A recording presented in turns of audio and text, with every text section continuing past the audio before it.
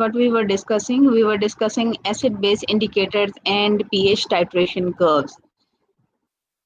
So we have already discussed a few slides, but for the sake of revision and to connect yourself with the new concept, you connect yourself with the what we will do today. हम सबसे पहले previous concept को थोड़ा सा revise कर लेते हैं कि what we have already done. So far we have discussed some basic concept of the acid base indicator and titration curves. Titration curve is basically a method of volumetric analysis. क्या होती है? What is acid base titration? Acid base titration क्या? What is meant by titration? Titration क्या होती है? What is meant by titration? Now, yes, determining the concentration of unknown solution, which is of a substance which is called the analyte. So, in acid-base titration, the substances which can be used to indicate the end point of the titration or end point of the acid-base reaction, they are called the indicators. So, how we can determine the completion of reaction? There are two ways by which we can do that. एक तो ये है कि we can use a pH meter, and secondly, we can use an acid-base indicator.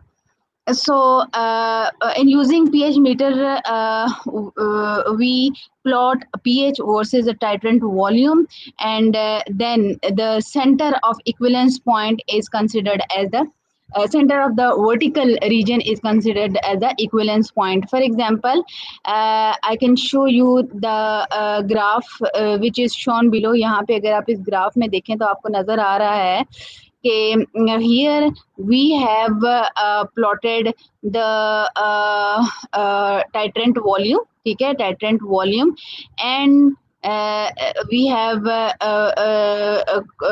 we continuously monitored the pH of the. Have to choose an indicator from those indicators. For example, हमारे पास बेशुमार indicators available होते हैं, but knowing the equivalence point of our reaction, we choose an indicator that changes color in that pH range where our end point is lying. That changes color at the point where our end point is lying, and we will see how it works. We'll see how it works. Now, what is end point? ये जो ऊपर हमने चीज पढ़ी है वो हमने पढ़ा है that is equivalence point, and here the term which is being used, actually we monitor the end point over here, ठीक है. So end point and equivalence point, these are not the same things. These are not the same thing.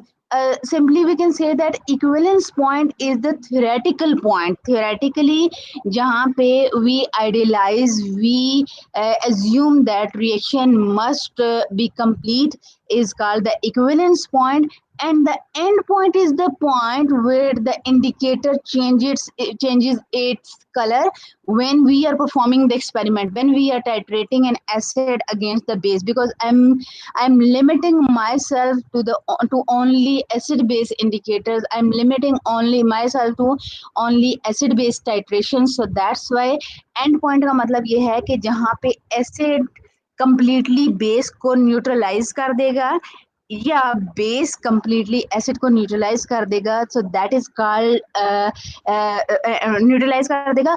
जहां पे वो neutralise करता है theoretically that is equivalence point. But जो indicator हम use करते हैं और इंडिकेटर उसको शो करता है हमारे एक्सपेरिमेंट में, that is called the end point. So this is basically the difference between equivalence point and the end point. Equivalence point is the theoretical value, and end point is the actual practical value. So if you have chosen a wrong indicator, the end point will be different than the. Okay, Ikra Rahman, what should I repeat? The difference between equivalent point and the end point?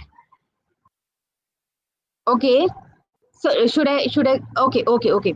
Let me repeat it, let me revise it for you. Equivalence point क्या होता है? देखें, मैं आपको एक example देती हूँ। आपके पास एक एसिड है HCl, that is very strong acid, और आपके पास एक बेस है that is very strong base, that is NaOH। ठीक है, जब HCl NaOH के साथ रिएक्ट करता है तो वो बनाता है NaCl plus water, salt plus water. ठीक है, सॉल्ट प्लस वाटर।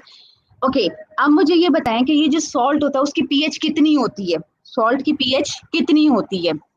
जो हम एसिड होता है, okay, pH is exactly 7, so pH is exactly 7।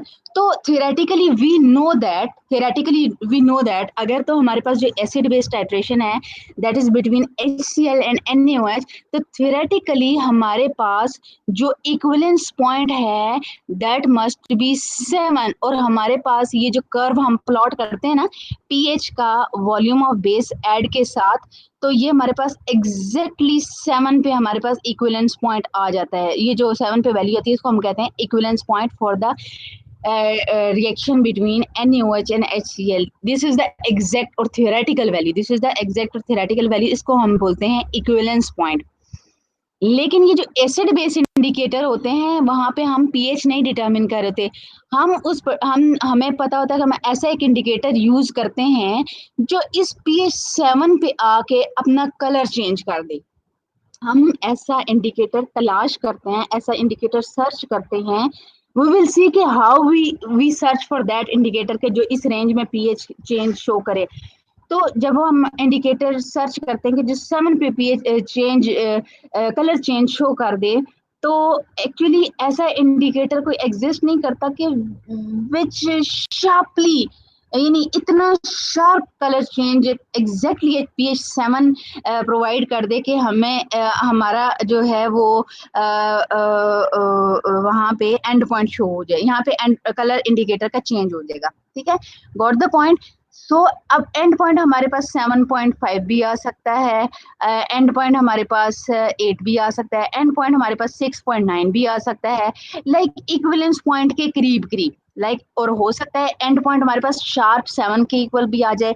And it depends on कि हमने कितना केयरफुली एक इंडिकेटर को चूज किया। तो बेसिकली जो एंड पॉइंट है that is not a theoretical value. ये जब हम एक्सपेरिमेंट करते हैं तो जिस वैल्यू पे पीएच चेंज होता है ना, जिस वैल्यू पे पीएच चेंज होती है उसको हम एंड पॉइंट, जिस वैल्यू पे चेंज होता है उसको हम एंड पॉइंट बोलते हैं, और वो 7 के राउंड अबाउट होगी। दैट विल बी अराउंड 7 के बिल्कुल करीब करीब होगी। सो एंड पॉइंट जो हमने कैसे चूज करना होता है इंडिकेटर, हमने ऐसा इंडिकेटर चूज करना होता है जो एंड पॉइंट इक्विवेलेंस पॉइंट के बहुत करीब दे। जितना एंड पॉइंट इक्विवेलेंस पॉइंट से दूर होगा that will be considered as error. जितना एंड पॉइंट इक्विवेलेंस पॉइंट से दूर होगा that will be considered as error, और जितना दूर होगा उतना एरर ज्यादा होगा, जितना करीब होगा उतना एरर कम होगा। And if the endpoint is exactly equal to the equivalent point, so it means that your titration is exact. Class got the point? एक जो the difference between the equivalence point and end point के difference between end point and equivalence point की आपको समझ आ गई?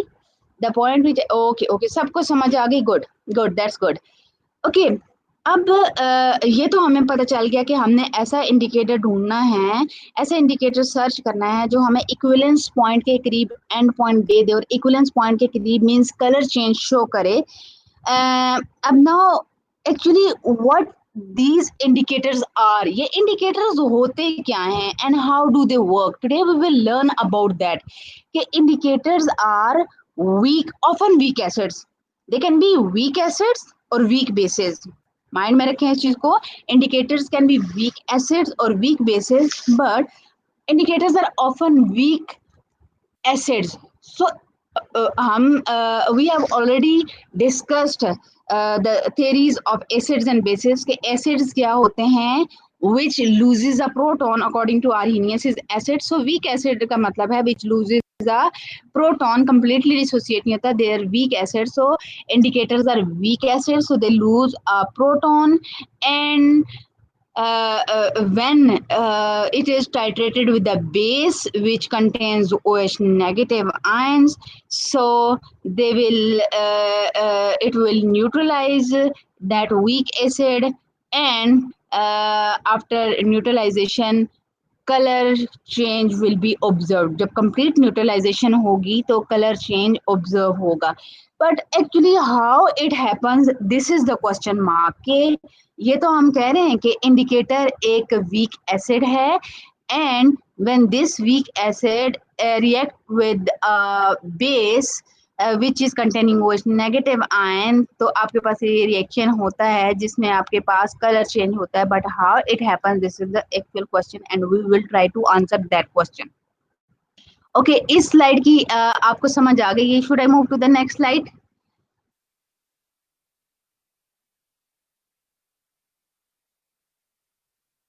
Class quickly respond किया करें. Okay okay okay.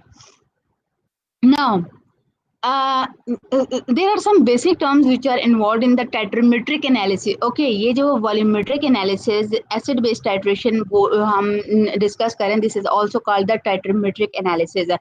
There are some basic terms which are involved in the titrometric analysis. All types of titrometric analysis की terms involved होती हैं, and we will define one by one all of them. So what is indicator? Indicator is any substance or any compound which changes any physical property near the equivalence point, which can change any physical property. That can be color, that can be pH, that can be usually in acid base titration, it is the color which changes near the equivalence point. So this change in color actually is responsible for the detection of the end point, or it indicates the completion of titration reaction. ठीक है? So indicator indicates the completion of reaction by some change in the physical property. And what is the change? The any visible change, any visible change. So ma'am concentration determine करने के लिए हम equivalence point use कर सकते हैं without the use of indicator. There are two methods we have already discussed. एक हमने कहा है हम pH डिटरमिन कर सकते हैं, ठीक है, and this is what we have already discussed. देखो you can use a pH meter and we can also use acid base indicator. तो so it's up to you, it's up to you, ठीक है. But we are now going to discuss about the theory of indicator and how they do work. So you must know about both the things के how you can do that. ठीक है? So you can also use a pH meter. So then end point, yes, and the end point and equivalence point, these are also two terms which we have already discussed. End point is that observed which is observed in our titration reaction, change in color at a particular pH जो हमने monitor किया है, observe किया, that is end point. And the theoretically where it is lying is actually the equivalence point. ठीक है? So there are here we have two terms. एक है हमारे पास titer and the other titrant and titrant. ठीक है? So can you tell me what is the difference between titer and titrant and titrant?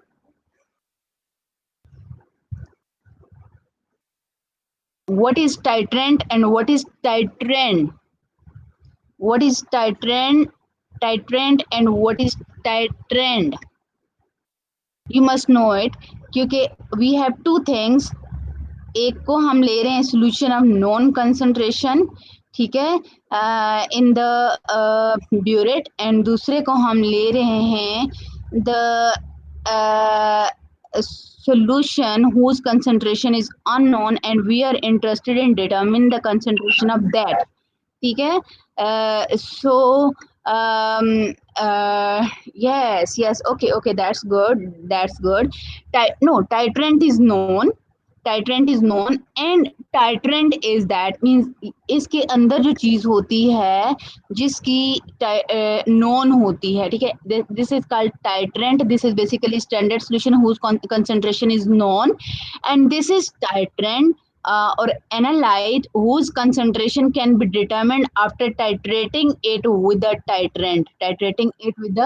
titrant. Yes. Okay.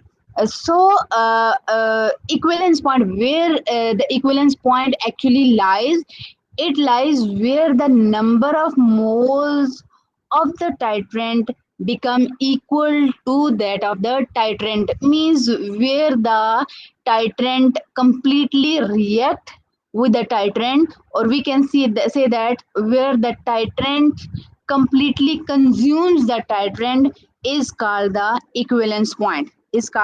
equivalence point, so you must also know about these terms as well के end point and equivalence point के अलावा ये titrant and what are these things, ठीक है. So basically this is analyte, in which analyte वो चीज होती है जिसकी concentration में हम interested होती है, we want to know the concentration of that species.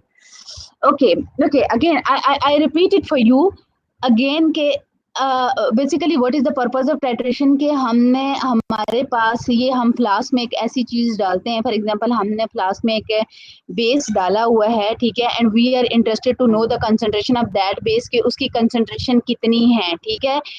So the substance or species whose concentration is not known, and it is taken in the conical flask is called titrant, and the substance or species which is placed in the burette, जिसको हमने burette में डाला हुआ है, which is of exactly known concentration is called the titrant, ठीक है. So basically titrant is used to determine the concentration of this analyte, this titrant, by the process, by the reaction which is called the titration. तो जो चीज the solution of known concentration which is taken in the burette is called titrant, and the analyte in जिसकी हम concentration को measure करने में interested हैं उसको हम बोलते हैं titrant.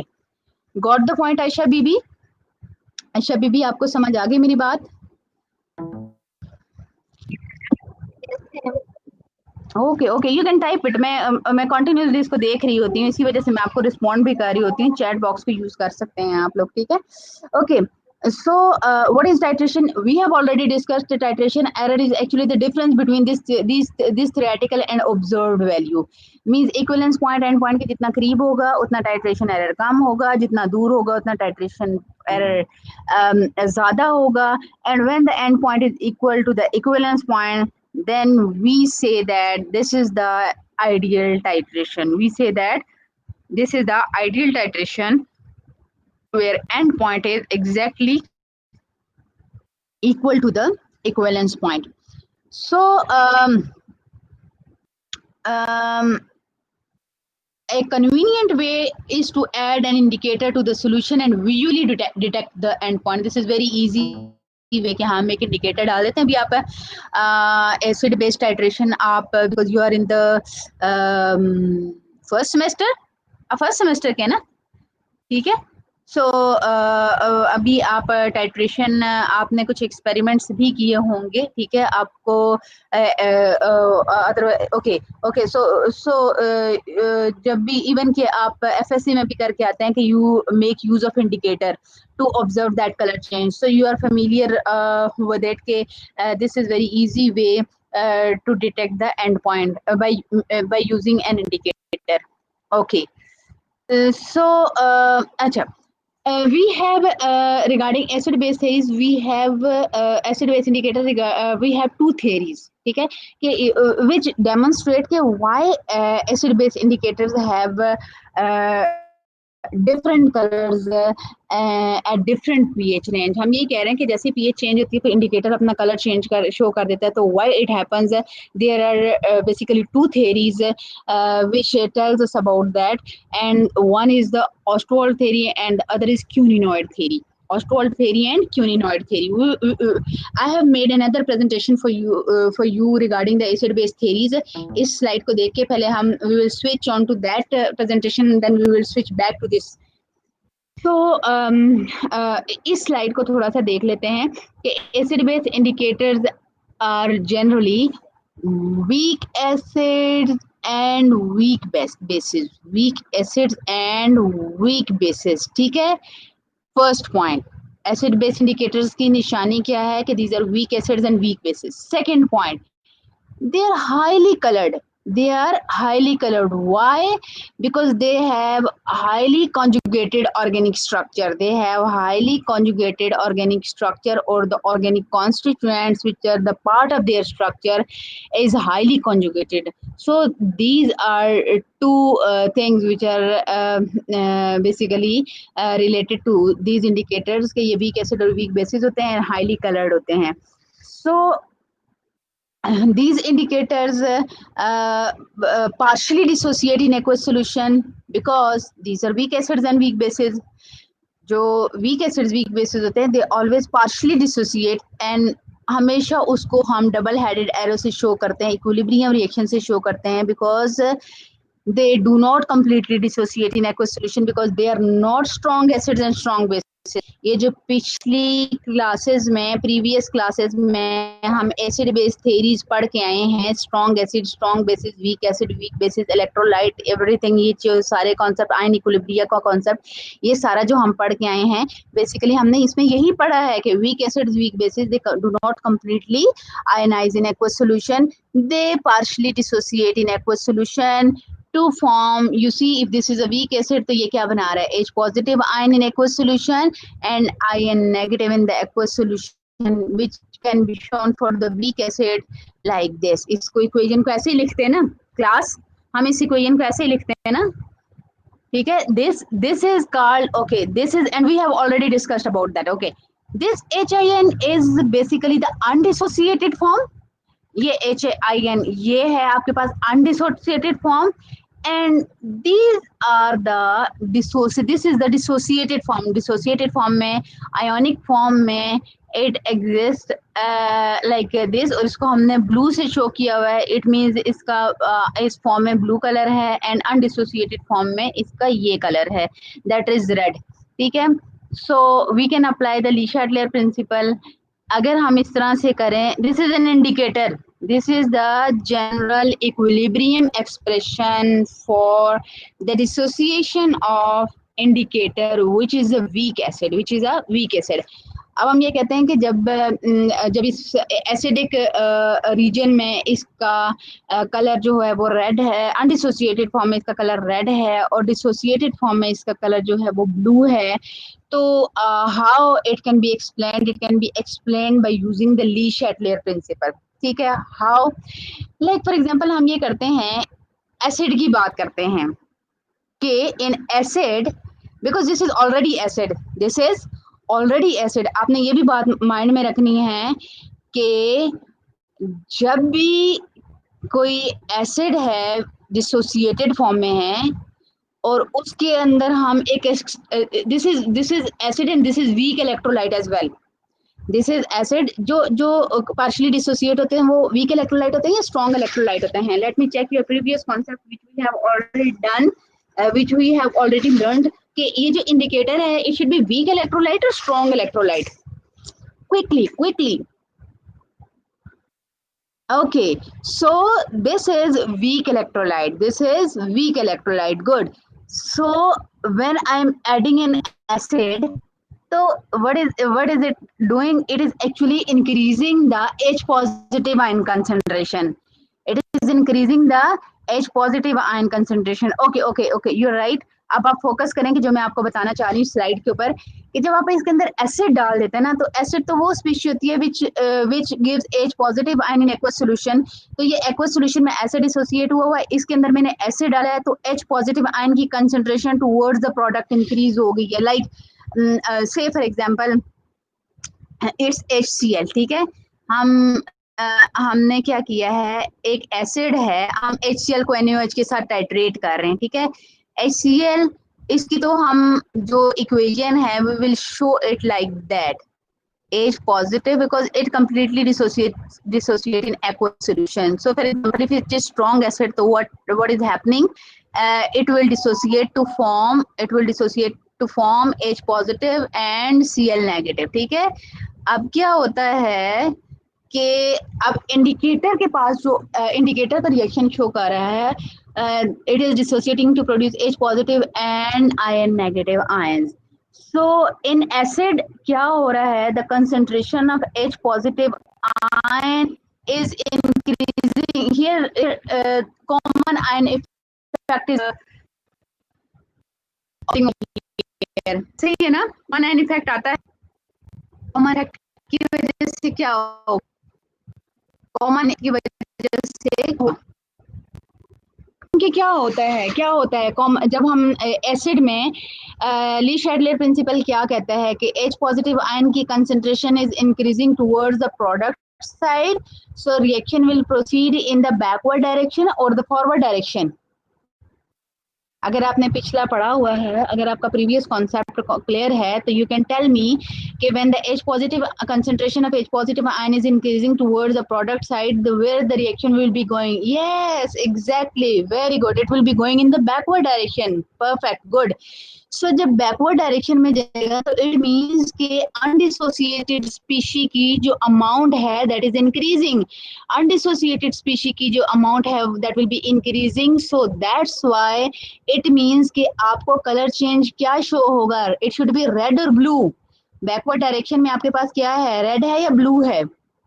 Yes, it's red. Good. You're getting my point. सबको समझ आ रही है ना? It should be red. Very good. But जब हम अल्कली यूज करेंगे, बेस यूज करेंगे, that is increasing OH negative ion in aqueous solution, तो विल सी के व्हाट इज हैपनिंग. ओके, जब हम बेस यूज करेंगे तो से फॉर एग्जांपल हम अगेन इसको एक एग्जांपल के साथ शो कर लेते हैं, जैसे हमने एसिड के लिए एक एग्जांपल के साथ शो की है एंड यहाँ पे एग्जांपल है NaOH की. ठीक है. So we simply what we do कि we simply take sodium hydroxide. Sodium hydroxide क्या करता है, it will form Na positive and OH negative ion in aqueous solution. Na positive and OH negative ion in aqueous solution. So what is happening actually कि जब ये indicator and sodium hydroxide के solution पड़े होंगे तो H positive of the indicator will react with OH negative of the base. H positive of the indicator will react with OH negative ion. अच्छा, आपको एक और भी चीज नजर आ रही होगी, यहाँ पे H positive है और यहाँ पे OH negative है. लाइकवाइज यहाँ पे Na पॉजिटिव है, यहाँ पे इंडिकेटर नेगेटिव है and okay only one competing part. H positive OH negative के साथ रिएक्ट करके क्या बना लेगा, वाटर. जब बेस है तो H पॉजिटिव OH नेगेटिव के साथ मिलके क्या बना लेगा, वाटर. मैं इसको काफ़ी वो खिचड़ी बन गई थी, मैं दोबारा से इसको करती हूँ NaOH के लिए. NaOH dissociate to form Na positive and OH negative. Na positive and OH negative. So what is actually happening कि Na positive plus OH negative. So alkalis में क्या होगा कि जब इंडिकेटर डाला हुआ होगा, अल्कली में जब इंडिकेटर डाला होगा तो how Le Chatelier principle explains this कि इंडिकेटर तो ऐसे डिसोसिएट हो रहा है और NaOH is completely dissociating because it is a strong electrolyte, it is a strong base. तो क्या होगा कि जब बेस की प्रेजेंस में ये जो H पॉजिटिव है इंडिकेटर का, it will be reacting with OH negative ion to produce water. It will be reacting with OH negative ion to form water. अब क्या हो रहा है कि अगर आप इंडिकेटर की, ये तो कम्प्लीटली डिसोसिएट है, इस पे तो कोई फर्क नहीं पड़ा, लेकिन इंडिकेटर पे क्या फर्क पड़ रहा है कि H पॉजिटिव आयन की कंसंट्रेशन प्रोडक्ट साइड से क्या हो रही है, इज इट डिक्रीजिंग और increasing.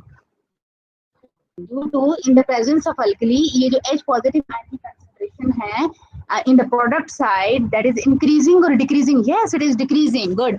it is decreasing, so reaction will proceed in the forward direction or backward direction. Again, the next question is reaction is proceeding in the forward. Yes, very good. So reaction is proceeding in the forward direction, so that's why reaction will become blue. So that's why acids के case में जो indicator है, if it is a weak acid, तो इसका जो colour होगा that will B red if it is weak acid, if it is weak acid, and in alkalis it will be showing blue color, and the reason is obvious. ठीक है, you have explained it by applying the Lee-Chatelier principle and the common ion effect in case of acids. Okay, इसका मतलब है कि ये point आप सबको clear हो गया है. This point is clear to all of you. So we can summarise this as in acidic solution plus indicator के साथ रिएक्ट नहीं करता. Yes, actually there are competencies. Na positive अगर करे भी whatever, but sodium hydroxide is already a strong electrolyte. It is completely dissociating in either case. Na positive NaOH is a strong base and इसकी strength इतनी है, ये completely dissociate होता है. ठीक है, इन aqueous solution में. So इस पे कोई फर्क नहीं पड़ता इंडिकेटर की प्रेजेंस में. होएवर इसके ये जो कलर चेंज है, एंड NaOH, अगर हम टाइट्रेशन की बात करें तो NaOH तो टाइट्रेशन में HCl के साथ रिएक्ट कर रहा है. ठीक है.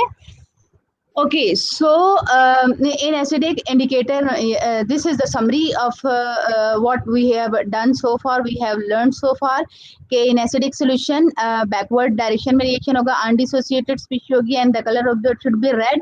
And in alkaline solution forward direction में and color observed will be blue. ठीक है. एंड जो पीएच एंड पॉइंट में के करीब जो हम शो करेंगे that is equal to P K indicator +-1. We will see red and blue colour. Yes yes yes yes. मैं अभी आपसे यही चीज डिटेल में डिस्कस कर, मैंने एक जनरल आपसे जनरल डिस्कशन की है ऑफ द ऑस्टोल्ड थ्योरी के basically this theory says that कि आयनाइज्ड स्पीशीज और अनआयनाइज्ड जो इंडिकेटर्स का जो कलर चेंज होता है उसकी रिस्पॉन्सिबल क्या चीज होती है, वो ये होती है कि अनआयनाइज्ड स्पीशी का जो कलर होता है वो डिफरेंट होता है देन द आयनाइज्ड स्पीशी. तो जहाँ पे इंडिकेटर अनआयनाइज्ड फॉर्म में रहेगा, जहाँ पे colour will B red if it is weak acid, and if it is in ionized form then color observed will be blue. So basically this is the principle of the indicators which are weak acids. एक generalized मैंने आपको show कर दिया है. जैसे जैसे आप different indicators की तरफ जाएंगे तो इनके लिए pink, blue, red, orange, because all of the acids are not very strong acid like HCl, and all of the bases are not very strong bases like NaOH. तो हम different conditions में देखेंगे कि different types of indicators are used. ठीक है. So yes, you can say that red and blue are for phenolphthalein. Particularly, we can say that it is for phenolphthalein. Okay. So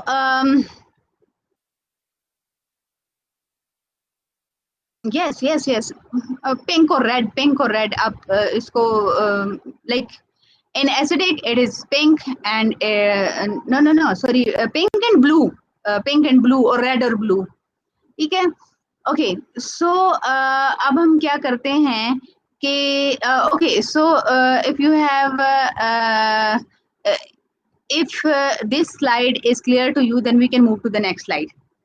But instead of moving toward the next slide, I can share with you another presentation which is including these two theories, and only these two theories I have shown over there. And आप लोगों का इसमें थोड़ा सा है, उसमें जरा सा पीएच का बता दें इस स्लाइड पे. पीएच का कहाँ पे? इसी स्लाइड पे.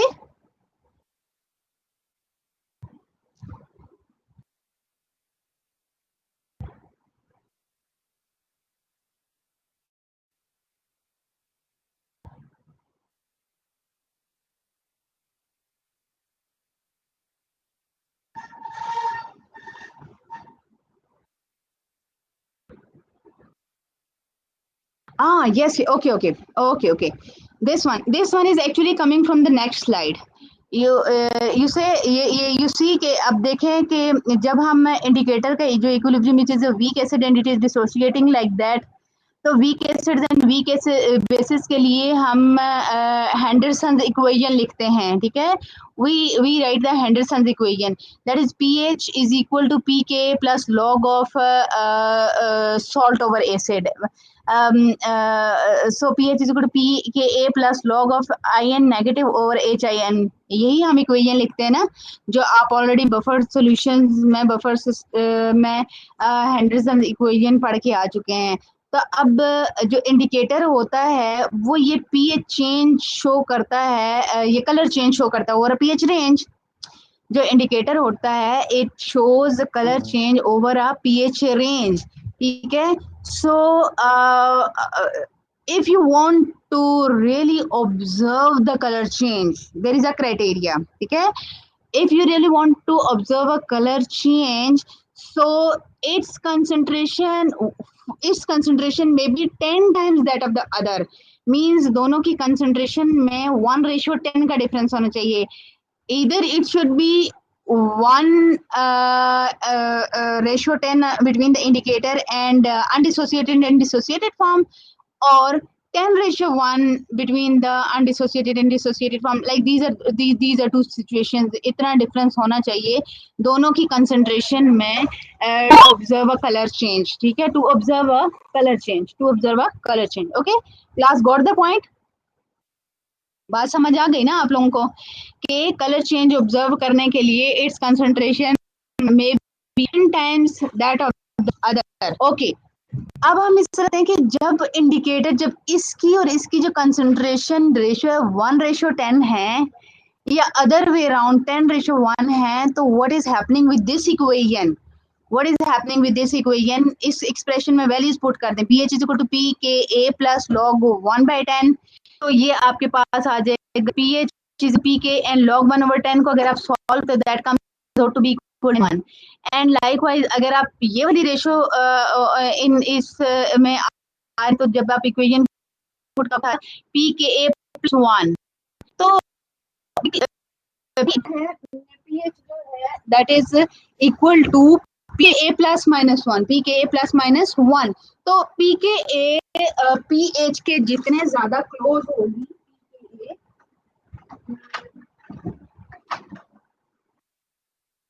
तो जितनी ज्यादा पीएचपी के एक क्लोज होगी उतना ही ज्यादा आपका एंड पॉइंट शार्प आएगा, ठीक है। तो मोस्टली इंडिकेटर्स जो है ना, उनकी जो ट्रांजिशन रेंज होती है वो बिटवीन 2 पीएच यूनिट होती है, ऐसे तो नहीं होता जो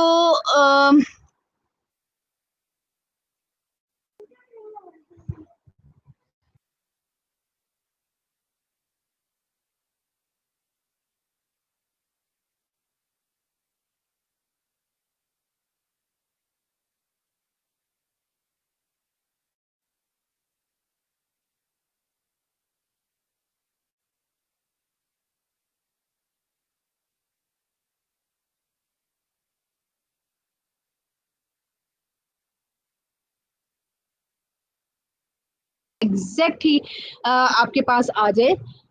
यू जस्ट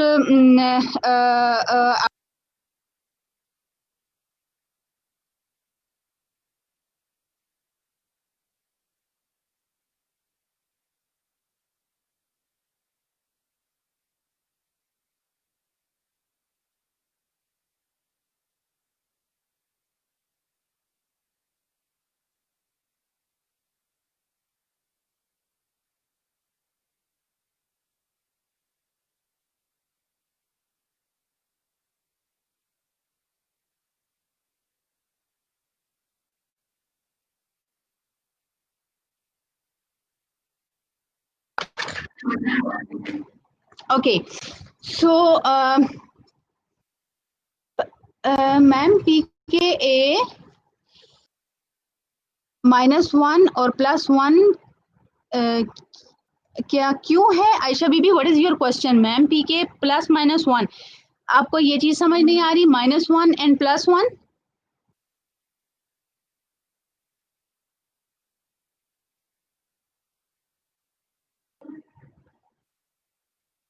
इसको इन दोनों को मैंने कंबाइन करके pKa प्लस माइनस 1 कर दिया है। आइडियल सिचुएशन में pKa should be pKa। Ideal situation में pH एग्जैक्टली pKa के इक्वल होनी चाहिए, ठीक है।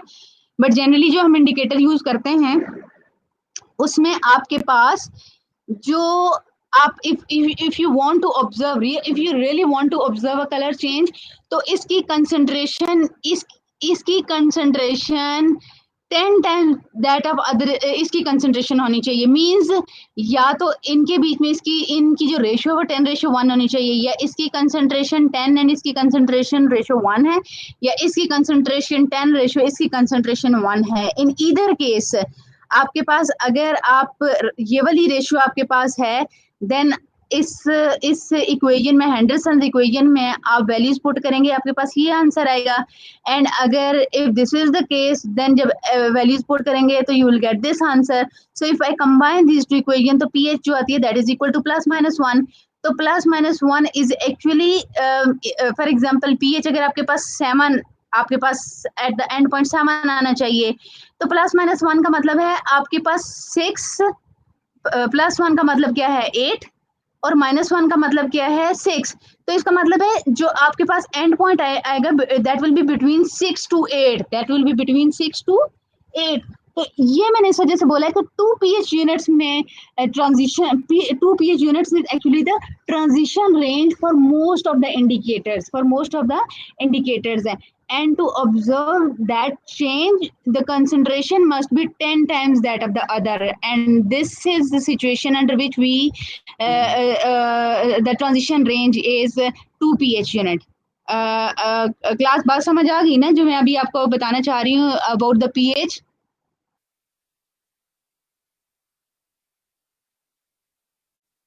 बात समझ आ गई आप लोगों की? Okay okay okay.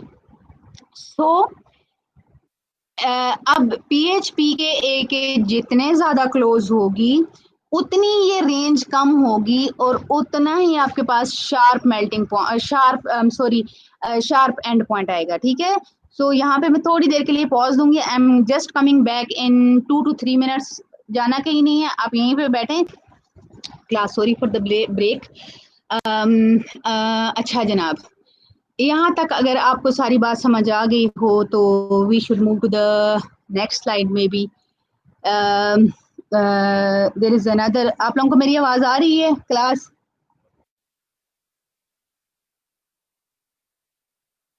Okay. So phenolphthalein is most widely used for strong acid-base titration, and we are actually discussing in connection with the phenolphthalein. जो मैंने आपको last slide भी, तो उसमें भी मैंने आपको phenolphthalein के साथ connection में ही आपको explain किया है. Since its transition is between colorless and pink, it is not usable at lower concentration of acid and bases since it falls outside the steep portion of the titration curve, and bromothymol blue is generally used as well. Okay, so generally we use it in under high concentration conditions, but we also use different, depending on the titration curve, we also use the different indicators as well, like bromothymol blue. इसके लिए भी मैं आपको indicator की theories की तरफ लेके चलती हूँ, and I explain you over there. Okay, so simply इसको हम थोड़ी देर के लिए यहाँ से स्टॉप करते हैं, and I upload another slide for you. यहाँ तक आपको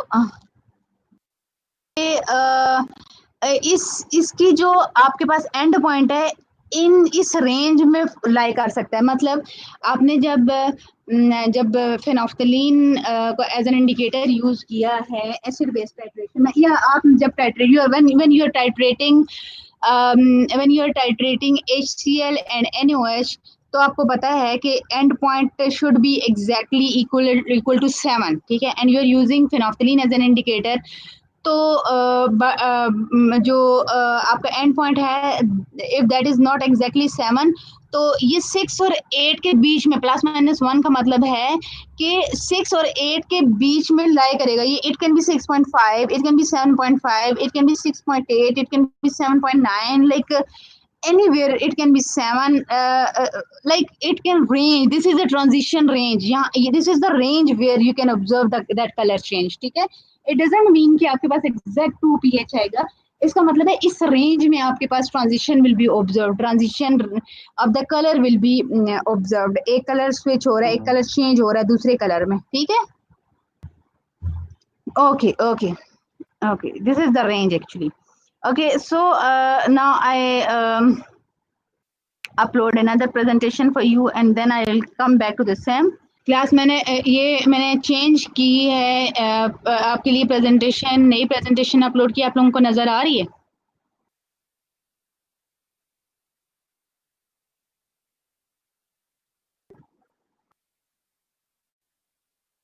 can you see that?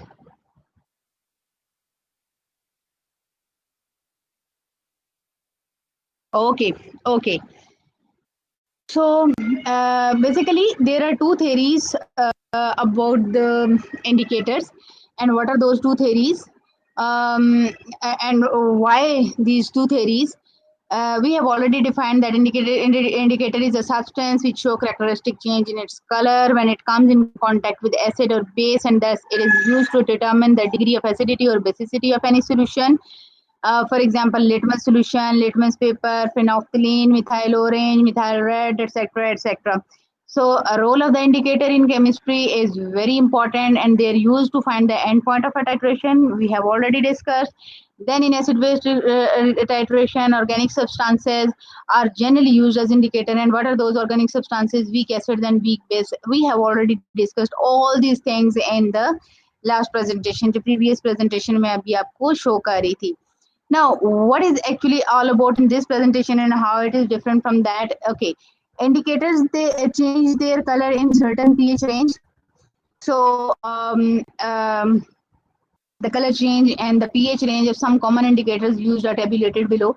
Like methyl orange, it show a color change between 3.2 to 4.5. You see, there is a range, transition range for different indicators, and in this range, you will observe the color change for different types of titrations. So in acidic solution for methyl orange, you will observe the orange color, and for the basic solution, you will observe the yellow color. And then methyl red, इसकी ये range for all bromothymol blue 6 to 7.8. we were discussing it. अभी हमने कहा था phenolphthalein की जगह आप अगर कम concentration में है तो you can also use the bromothymol blue, ठीक है। So acid and bases की जब concentration कम है, it also depends on the concentration of acids and bases, and we can use bromothymol blue instead of phenolphthalein in that case, and bromothymol blue give yellow color in acidic solution and blue color in the basic solution. Then phenolphthalein gives point at 8.3 to 10, and then alizarin yellow and litmus and phenol red. These are all indicators which can be used under different set of conditions. अब ये depend करता है कि हम जो titration कर रहे हैं कि what is the type of titration and what type of indicator which we can use in that type, ठीक है। So now should I move to the next slide? यहाँ तक समझ आ रही है? समझ आ गई? Okay, okay. So now there are basically two theories which explain the change in color with a change in pH. And what are those theory? एक है Ostwald theory and the other is quinonoid theory, ठीक है। So we have already discussed something about the Ostwald theory, but this will be a revision as well as with an example. I will explain it to you. First of all, what is Ostwald theory? According to Ostwald theory, अभी पढ़ा है आपने, Ostwald theory is related to the ionization, indicators ionization. So basically Ostwald theory says that कि ionized form में the color of the indicator is different than in unionized, means ionized species, the color of ionized species will be different from that of the un-ionised species, ठीक है। तो ionised form में indicator different colour देता है। तो so if एक indicator की tendency होती है कि प्रॉपर्टी होती है कि एसिडिक रेंज में वो एक कलर शो करता है और बेसिक रेंज में वो दूसरा कलर शो करता है, ठीक है। तो this switch off colour indicates the end point of the reaction, and this is due to the ionization, and this is explained by the Ostwald theory. This is explained. थोड़ी देर के लिए break लेते हैं, यहाँ से ट्रेन गुजर जाए, and then I review it.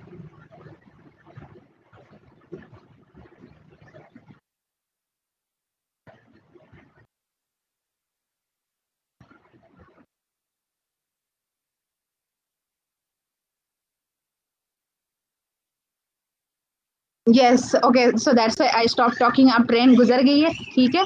So we start it again.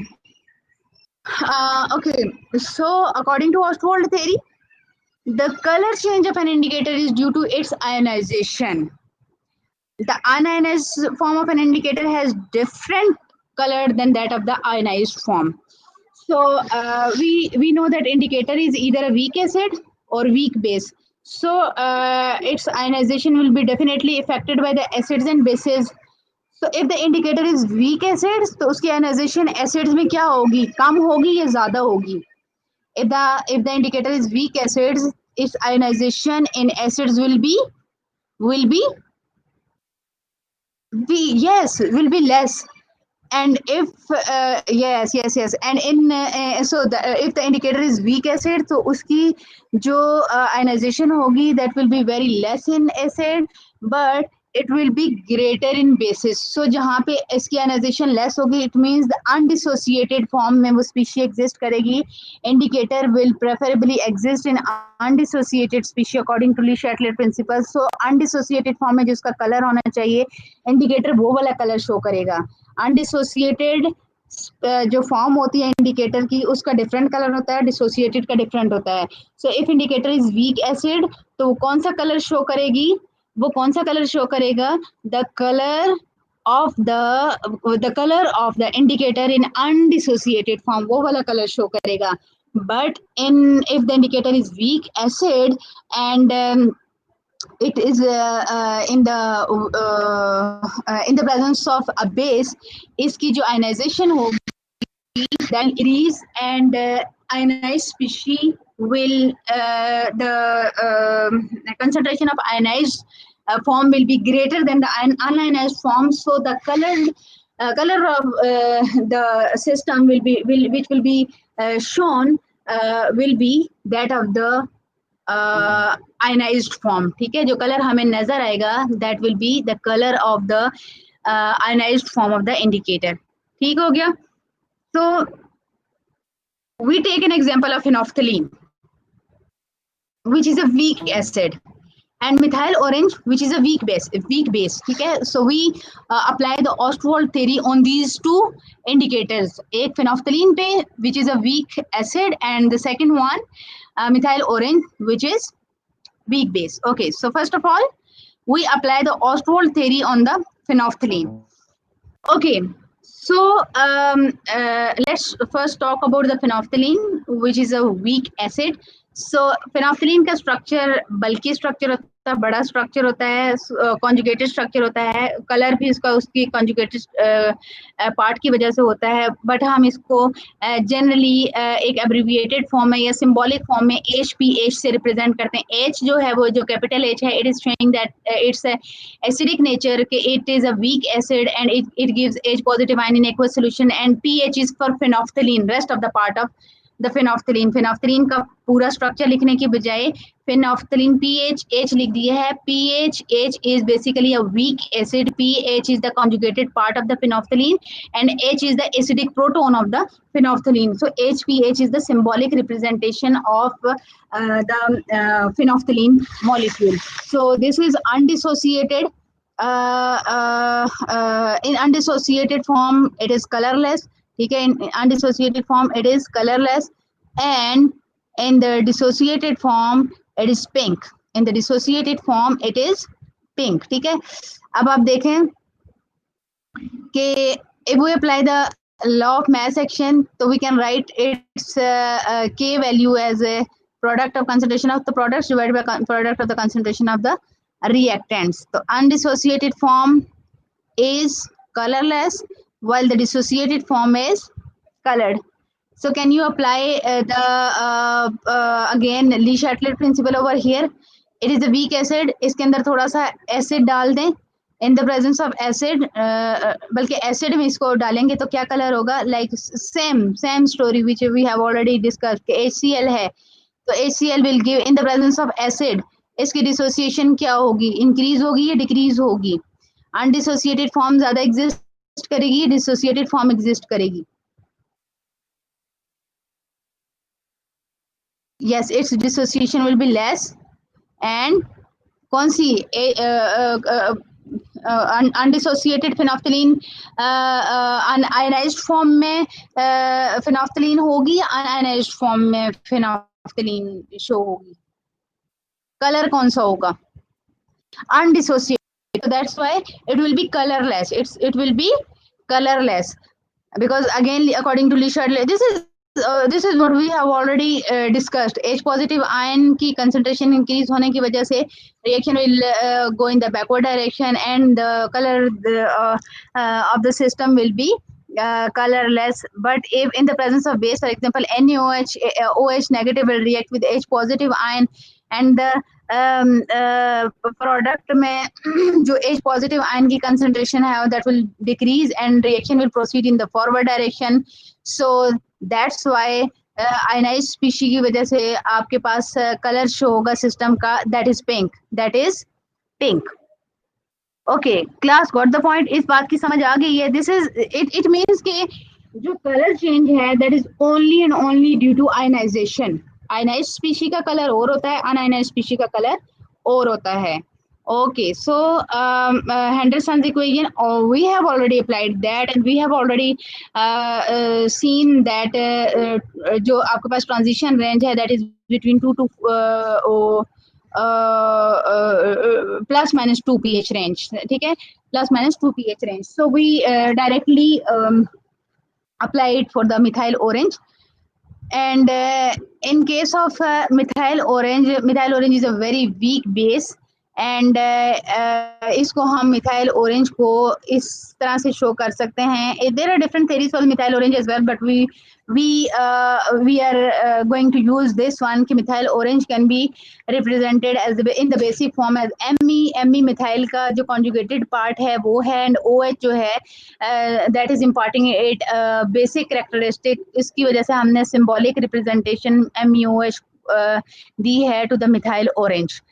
So it dissociates in aqueous solution to produce Me positive and OH negative, and again apply the law of mass action and we can write it like this. अब now it is base.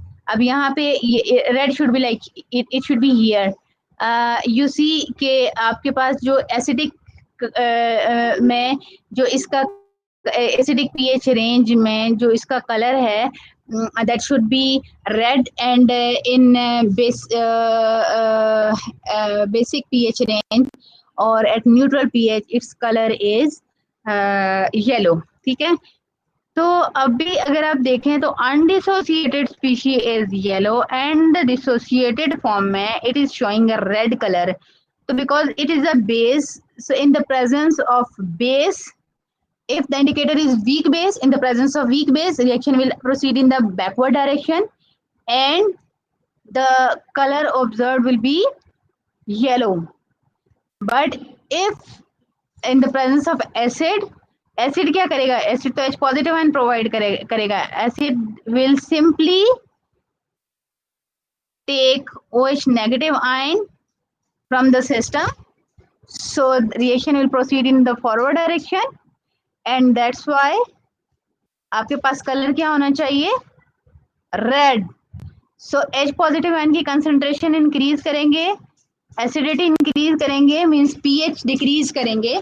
H positive ion की concentration increase करने का क्या मतलब है कि pH क्या कर रहे हैं? डिक्रीज कर रहे हैं. पीएच क्या कर रहे हैं? डिक्रीज कर रहे हैं. तो at low pH, very good, अगर पीएच डिक्रीज कर रहे हैं तो इट मींस लेस पीएच पे इसका रेड कलर होना चाहिए. और जबकि हम जब OH माइनस इसमें डाल रहे हैं अल्कलाइन कंडीशन में, इन अंडर अल्कलाइन कंडीशन, वहां पे हमारे पास क्या है? Due to common ion effect, OH negative है यहाँ पे, due to common ion effect what is happening over here? OH negative ion की concentration is increasing towards the product side, so that's why reaction will proceed in the backward direction, and undissociated species will be there, which is yellow in color. So that's why under alkaline conditions color will be yellow, and under acidic conditions color will be red. Got the point? Okay, okay.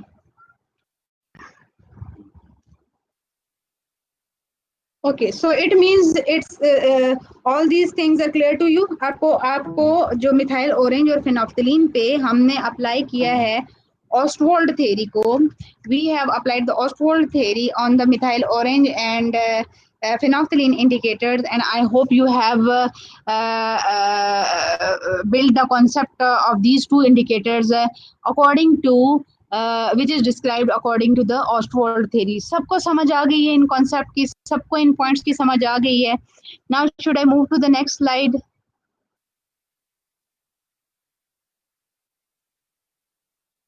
Okay, okay. So now um, this theory also explains what? Why phenolphthalein is not suitable indicator for titrating a weak base against strong acid. The OH negative ions, this theory explains why phenolphthalein is not suitable indicator for titrating a weak base against a strong acid. हम हमेशा phenolphthalein को strong acid against strong base के condition में use करते हैं, but when there is a weak acid plus strong base combination we don't use that. ठीक है, because आप देखें कि जो आपके पास OH when there will be a weak base, तो weak base का मतलब है its dissociation is very less, ठीक है, and it will provide very small amount. Break ले ले. आई वॉज थिंकिंग कि मैं आपको एक ही गो में पूरा का पूरा टॉपिक कवर करवा दूं, ठीक है, एंड 12:30 पे हम इसको ब्रेक ले लें, बिकॉज आज आपको पता है जुम्मा है, तो it's better to complete in. Okay okay okay okay,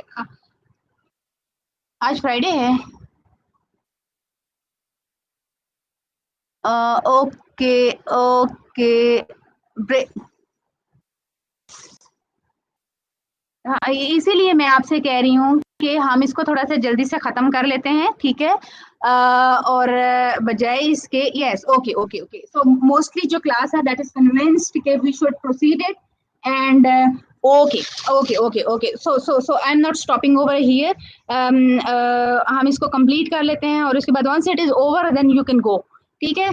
even अगर ये 12 बजे तक भी खत्म हो जाता, 12:15 वट, तो हम इसको कंप्लीट कर लेते हैं, because it's okay okay okay okay. So why phenolphthalein cannot be used as an indicator for titrating weak base against strong acid? This there is a reason, because जब हमारे पास weak base होगा तो हमारे पास OH negative ion की concentration बहुत कम होगी, ठीक है.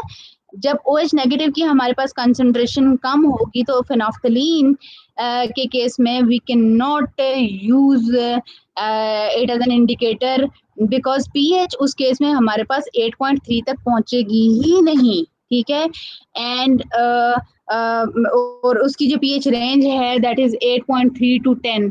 सो दैट्स व्हाई आपका सॉल्यूशन पिंक कलर. ओके, किसी को भी आवाज नहीं आ रही? No one is hearing me? No one is hearing me? आ रही है. अरीबा बच्चे, आपके एंड पे कोई इशू है, इसको चेक कर लें. Okay okay. So that's why phenolphthalein is not a suitable indicator for weak bases, weak base plus strong acid, and methyl orange is not a suitable indicator for a weak acid and strong base. Like vice versa में हमारे पास ये suitable indicators नहीं होते. We will discuss again. We will discuss these cases one by one on the titration curves. We will plot titration curves. Okay, okay, okay, okay. So we have 34 users and save users name. Okay, thank you for those, Hamid Abbasi. And now I'm moving towards the next slide to discuss the next theory, that is cunenoid theory. So cunenoid theory is all about the different tautomeric forms of the indicators. Quinonoid theory जो है that is more recent theory, ठीक है. ये क्या कहती है कि there is another reason, although जो आपके पास ऑस्टवॉल्ड थ्योरी है that is not ruled out, but this is another theory to explain the transition in color for different types of indicators. Different types of indicators. So according to quinonoid theory, acid base indicators exist in two tautomeric forms, ठीक है, एक को हम बोलते हैं quinonoid form and the other one is called benzenoid form, ठीक है। अब quinonoid form like these are actually the conjugated structures, these are अगर आप देखें कि this form is called benzenoid form, ये बेंजीन का जो रिंग है वो कंप्लीट हो रहा है, जैसे conjugated alternate single double bond है, इसी तरह की फॉर्म है, इसको हम बोलते हैं benzenoid form. And this form where there are only two double bonds in the ring and outside there are two double bonds, like simply आपके पास like it's like this and like this, इस तरह से है। तो अब आपके पास ये जो फॉर्म आती है दैट इज क्यूनिनॉइड फॉर्म, ठीक है, that is quinone, yes these are resonance structures और conjugated structures. So quinonoid theory is actually of the view that when the indicator exists in benzenoid form, then its color will be different, but when the indicator is in the cuninoid form, it will be showing a different color. So different resonance form of the indicator, uh, yeah, these are the isomers of each other, these are the isomers of each other, okay। So these indicators are in different forms, तो benzenoid form में indicator का color, indicator will be showing different color, while in cuninoid form the indicator will be showing different color, ठीक है। So it is generally these there is interconversion between these two forms and it depends on the conditions as well, ठीक है। अच्छा, sometimes ऐसे होता है कि जब हम एसिडिक से बेसिक मीडियम में जाते हैं या बेसिक से एसिडिक मीडियम में जाते हैं, तो जैसे ऑस्टवाल्ड थ्योरी कहती है कि वहाँ पे अनआयनाइज्ड और आयनाइज्ड स्पीशीज जो हैं वो स्विच होती हैं, कि कहीं पे अनआयनाइज्ड स्पीशीज होती है वो रूल करती है और कहीं पे आयनाइज्ड स्पीशीज रूल करती है। तो the Cuninoid theory is of the view that under acidic condition might be there may be the Cuninoid form, while under the basic set of condition there may be the other isomeric or tautomeric form, ठीक है। So इसको भी हम explain करते हैं with reference to the phenolphthalein and the methyl orange, ठीक है। सो phenolphthalein किस तरह से phenolphthalein को ये थ्योरी किस तरह से सपोर्ट करती है एज एन इंडिकेटर, और ट्रांजिशन रेंज को किस तरह से डिस्क्राइब करती है क्यूनिनॉइड थ्योरी, we will discuss, ठीक है। सो phenolphthalein exist in these, benzene का रिंग कंप्लीट है, बेंजीन का रिंग कंप्लीट है, this is the benzenoid form, this form is benzenoid form, ठीक है। And this one, and this is the cuninoid form, this is the cuninoid form। now ये आपको arrow नजर आ रहा है OH negative under the alkaline condition, under the alkaline condition, because phenolphthalein जो है that is acid, phenolphthalein is acid। तो ये जो प्रोटॉन्स होते हैं they are lost because it is a weak acid. तो H पॉजिटिव आयन जो होते हैं वो यहाँ से भी आप देखें आपको ब्रेक नजर आ रहा होगा। तो ये जो प्रोटॉन्स होते हैं they are no more the part of the structure, and आपके पास क्यूनिनॉइड फॉर्म होती है, the form which is present in under acidic condition is under basic condition is cuninoid form, and under acidic condition the form which is present is benzenoid form। so that's why जो आपके पास quinonoid form होता है उसका colour होता है pink, ठीक है। The quinonoid form has pink colour and the benzenoid form it is colorless, benzenoid form is colorless। so this is how cuninoid theory is explaining the chemistry of indicators or chemistry of phenolphthalein here, ठीक है। likewise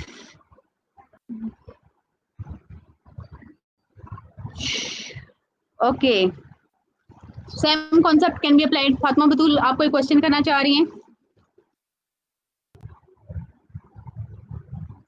Okay, quickly.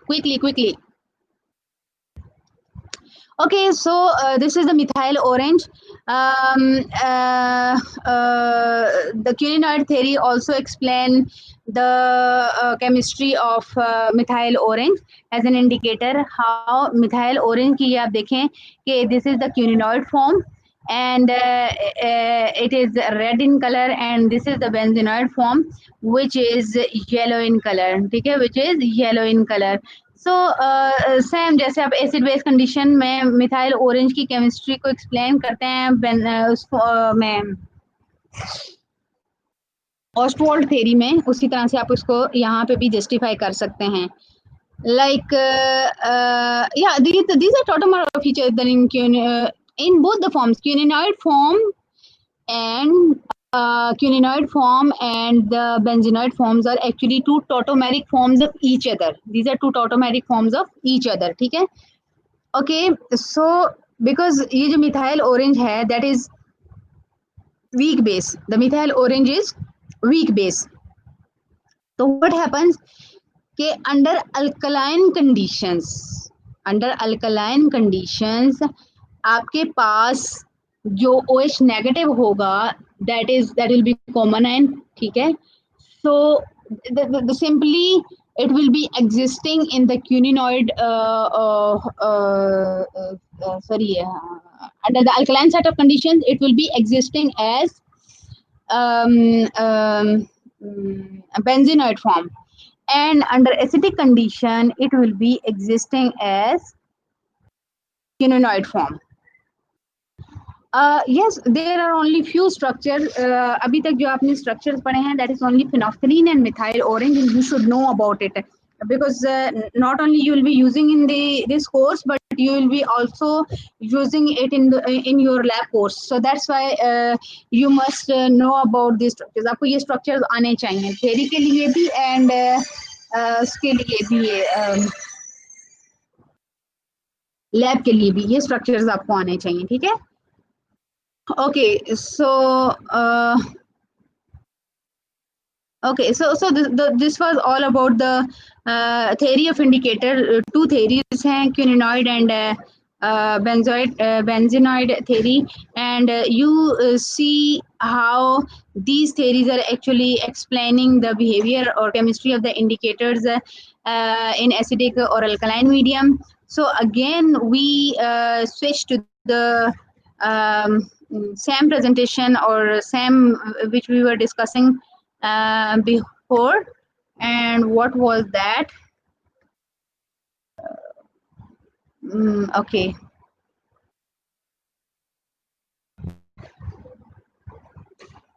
I'm again uploading it for you.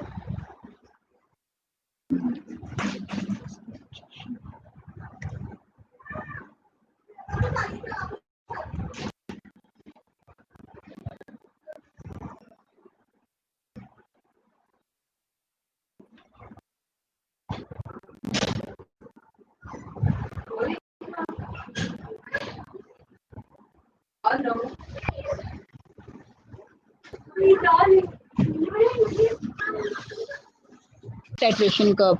अच्छा class, अब आप लोगों को समझ आ गई है ना यहाँ तक कि मैंने जो आपको इंडिकेटर्स की थ्योरी का बता दिया, weak acid, weak bases, strong acid, strong bases का जो बिहेवियर है. अब हमने ये देखना है कि actually we have 4 different types of titrations है. हमारे पास acids and bases can be classified into 2 categories है. Acids can be either strong acid and strong weak acid, and likewise bases can be strong bases or weak bases. So accordingly जो titrations होती हैं, acid based titrations होती हैं, they can be classified into 4 categories है. Either they will be strong acid titration with a strong base, weak acid titration with a weak base, strong acid with a weak base, a strong base with a weak acid. Got the point? So these are four types of acid base titrations: strong acid, strong base, strong acid, weak base, strong base, weak acid, weak acid, weak base. Got the point? यहाँ तक आप लोगों को बात समझ आ गई है. So now Again, what is titration? Titration is addition of measurable volume of known solution, that is titrant, in which is generally taken in the burette, to an unknown solution which is called the analyte, and we wait for the reaction to be complete. Okay, I will upload it for you. इसको मुझे थोड़ा सा remind भी करा दिया करें. I don't know कि anyways इसको एंड में हम डिस्कस कर लेंगे. इवनिंग तक मैं ट्राई करूंगी कि सारे आपके लेक्चर्स अपलोड हो जाएं जो भी रिमेनिंग हैं. ओके, बट लास्ट क्लास में मेरा हाल है यही प्रेजेंटेशन हमने थोड़ी सी डिस्कस की थी, but yes we discuss something else as well. Yes, okay. So the next is use of stoichiometry of the reaction of known and unknown to calculate the concentration of unknown solution. अब इसमें stoichiometry is very important. We have also discussed the concept of stoichiometry. Do you know what is the stoichiometry? Balanced chemical equation. हमें पता होना चाहिए कि कितने moles of acids will be required to completely neutralize कितने moles of base. ठीक है, सो वो हमें कहाँ से पता चलेगा? From the balanced chemical equation. So we to form the acid base titration curve हमें किस चीज का पता होना चाहिए? We must know about the stoichiometry because we make use of the stoichiometry balanced chemical equation to calculate the concentration of the unknown species from the concentration of the known species. Okay, and next is a pH curve or titration curve show change in pH versus volume of the titration as the titration proceeds. So basically what is this acid base titration curve? हमने end point और इसका equivalence point जब determine करना है तो वो we generally plot the pH versus volume of the acid और base and added volume of the titrant which is added, and then we monitor the pH change. तो इस pH और volume of for example यहाँ पे NaOH और strong acid strong base की titration है, तो we have plotted volume of NaOH added versus pH, ठीक है, and to monitor the titration reaction. So you see कि during the start पता हो रहा है कि हम स्टार्ट कर रहे हैं एसिड से. हमने फ्लास्क में बेसिकली यहाँ से आपको पता चल रहा है कि यहाँ पे फ्लास्क में हमने एसिड लिया हुआ है. इस टाइट्रेशन कर्व से आपको पता, because this is the start, यही है ना स्टार्ट. हम जीरो के करीब से ये स्टार्ट करें, this is the start. Start है तो इसका मतलब है एनालाइट हमारे पास क्या है? एसिड है या बेस है? हमारे पास कॉनिकल फ्लास्क में क्या है? एसिड है या बेस है? यहाँ पे कॉनिकल फ्लास्क में क्या है? एसिड.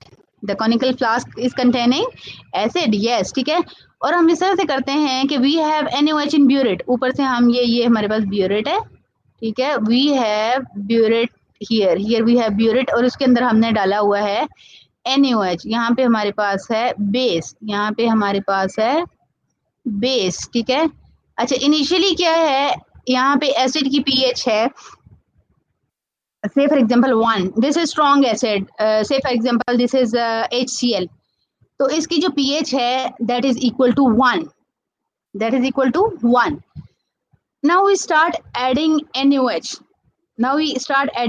यहाँ से हम NaOH डालना स्टार्ट कर रहे हैं, ठीक है. अब NaOH इसके अंदर आ तो रहा है, लेकिन क्या NaOH इसकी pH को चेंज कर पाएगा इतने जल्दी? Is it possible for NaOH to change the pH of the system? Is it possible for NaOH to change the pH of the system? No. Why? Because NaOH is simply neutralizing acid. NaOH जो आता है आके कुछ HCl को लेता है, उसको NaCl में कन्वर्ट कर देता है. So simply the purpose of HCl is to NaOH is to convert HCl, some of HCl into NaCl, ठीक है. So NaOH तो सिस्टम में है ही नहीं.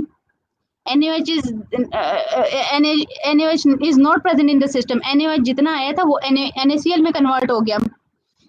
तो until and unless ये सारा का सारा न्यूट्रलाइज होता है, yes न्यूट्रलाइजेशन होगी, ग्रेजुअली न्यूट्रलाइजेशन होगी, बट अब आपके पास जो पीएच शो हो रही होगी एज अ होल, जो पीएच होगी that is of the pH of acid, that is of the pH of, and you will be observing very little pH change, very little pH change up till here। यहाँ तक तो आप देखें कि आपके पास बहुत एसिडिक में मतलब 1 to 2 ही लाई कर रही है, there is no gradual pH change because अभी system is only containing acid plus neutralize species, तो एसिड की वजह से इसकी पीएच होगी, लो पीएच होगी, and that is between the range of 1 to 2। ठीक है, no no no no, indicator तो आपने स्टार्ट में ही डाला हुआ है, इंडिकेटर आपने स्टार्ट में ही डाला हुआ है, और इस अभी आपने फ्लास्क के अंदर डाला हुआ है indicator. And what is the colour of indicator, for example phenolphthalein, क्योंकि ये स्ट्रॉन्ग एसिड स्ट्रॉन्ग बेस है और हमने यहाँ पे फिनोफ्थलीन डाला हुआ है, तो एसिड के अंदर हमने फिनोफ्थलीन ऑलरेडी डाला हुआ है। What is the colour of the phenolphthalein in acid? What is the colour of the phenolphthalein in acid? Yes, colourless. So ये सिंपली कलरलेस होगा, ये सिंपली कलरलेस होगा। एंड जब तक इसमें, अब ये देखें न्यूट्रल्स की स्पीशी की वजह से, आप इसकी वजह से कंफ्यूज मत होइएगा, NaCl की वजह से, NaCl की वजह से इंडिकेटर का फर्क नहीं पड़ेगा। इंडिकेटर का कलर या तो एसिडिक पीएच की वजह से होता है, ये बेसिक पीएच की वजह से होती है। तो यहाँ पे क्योंकि एसिड में इंडिकेटर तो ऑलरेडी हमने डाला हुआ है, जब हमने ये NaOH डालना स्टार्ट किया ड्रॉप वाइज, तो उससे पहले हमने इंडिकेटर डाला हुआ है। बट आप लोगों के लिए स्लाइड अपलोड कर रही थी, आप लोगों को मेरी आवाज आ रही है?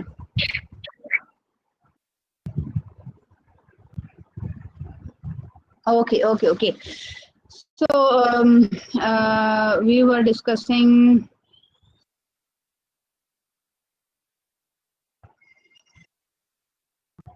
ओके सो ये आपके पास चार, so we were discussing this one.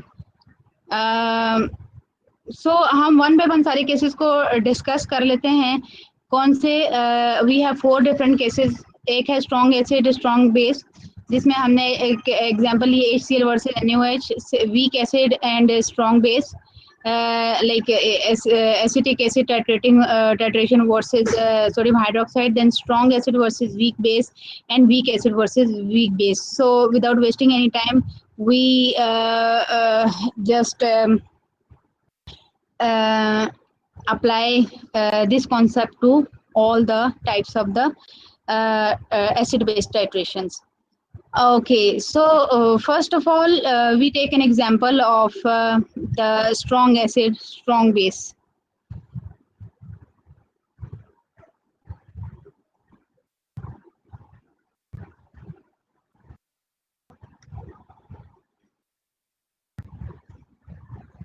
Okay, strong acid versus strong base. Here we have HCl plus NaOH. HCl सबसे पहले इसकी स्टोकियोमेट्री देख लें, 1:1। So 1 mole of HCl completely reacts with 1 mole of NaOH to form sodium chloride and water to completely neutralize। ठीक है, start में हमारे पास क्या होता है कि स्टार्ट में because HCl we have only H positive ion in the system, ठीक है, so the concentration of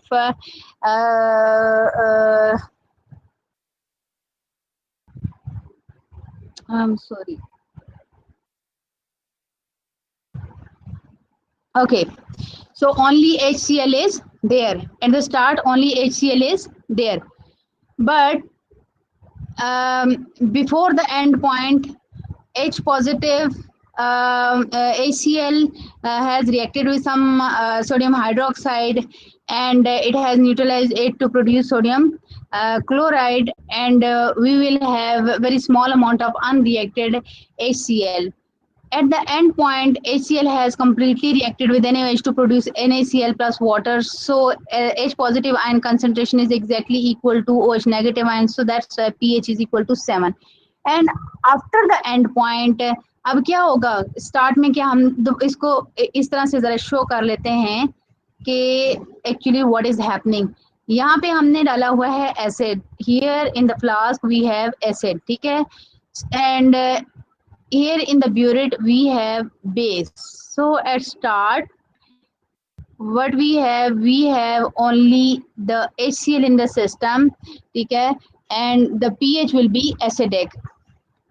Near the end point, maximum acid ने NaOH को न्यूट्रलाइज कर दिया है, and only very small amount of unreacted HCl is remaining.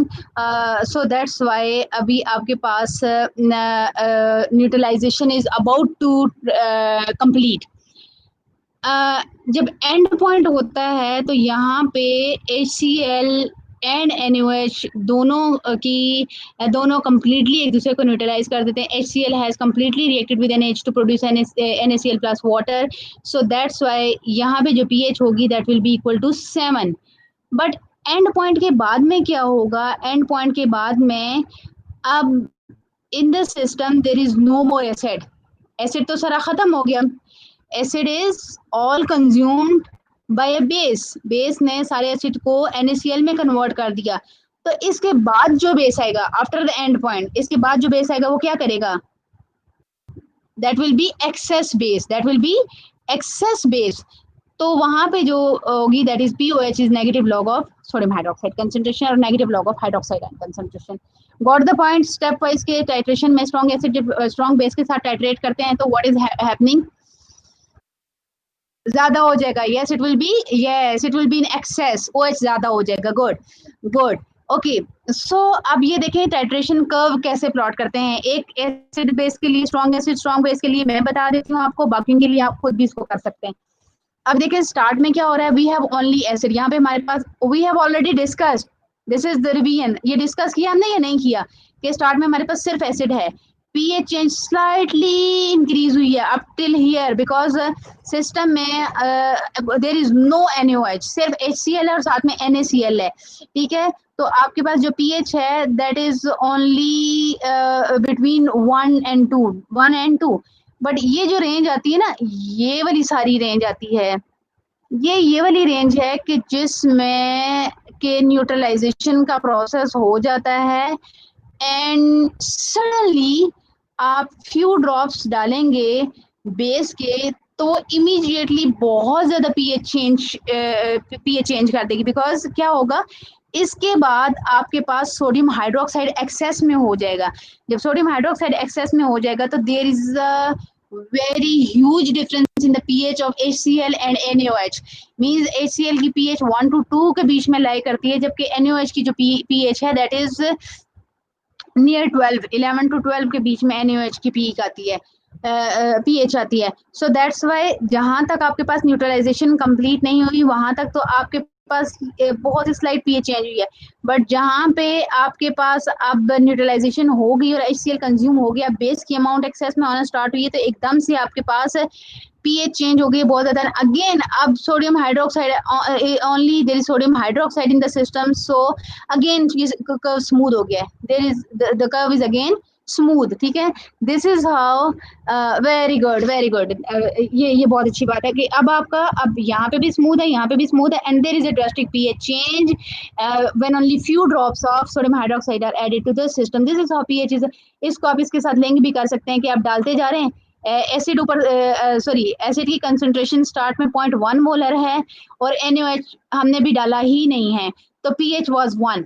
ये देखें, this is the situation. ये जो पहला वाला पॉइंट है ना, ये दिस इज द सिचुएशन जबकि हमारे पास सिर्फ एसिड है, there is no base, there is no base. तो pH इसकी 1 ही है एग्जैक्ट जो pH एसिड की है. बट अब हम क्या करते जा रहे हैं, अब हम इसमें बेस ऐड करते जा रहे हैं तो ये एसिड कंज्यूम होता जा रहा है. बेस ऐड करने से जो H पॉजिटिव आयन है वो कंज्यूम होता जा रहा है और आहिस्ते आहिस्ते उसकी अब देखें कंसंट्रेशन कम होते होते यहाँ पे जब 100% 100 ml, ये 100 ml NaOH डाल दिया तो 100 ml वो वाला पॉइंट है जहाँ पे दिस इज 100 ml. 100 ml वो वाला पॉइंट है जहाँ पे only very very very very small concentration of H positive ion is there. ठीक है, एंड नाउ आप देखें कि there is a drastic change in the pH और ये pH 7 है, ये pH 7 है और एकदम से 4 से 7 पे जंप की है. यस, पीएच इंक्रीज कर जाएगी, यस, ठीक है। सो दिस इज इसको आप अगर बुक से पढ़ना चाहते हैं तो जीडी क्रिश्चियन की बुक है, 6th एडिशन है, बल्कि कोई भी एडिशन ले लें तो ये सारी चीजें ये जीडी क्रिश्चियन की बुक से हैं, ठीक है। So now should I move to the next slide? इस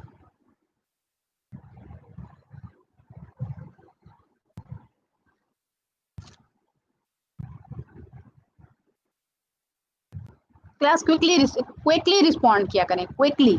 okay okay, very good. So now इसको आप इन्होंने शो किया हुआ है कि 25 ml एनएच डाले हैं एचसीएल के अंदर, ये कर्व शो किया हुआ है। We have already discussed this curve.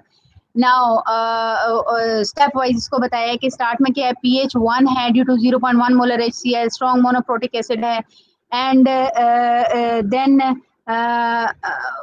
what is happening कि very little pH range change during the initial 20 ml, 100 ml, हमने 25 ml डाला ना, 20 ml में कोई very little change है, curve is almost straight and smooth. Yes, Roma Aslam, question करें आप।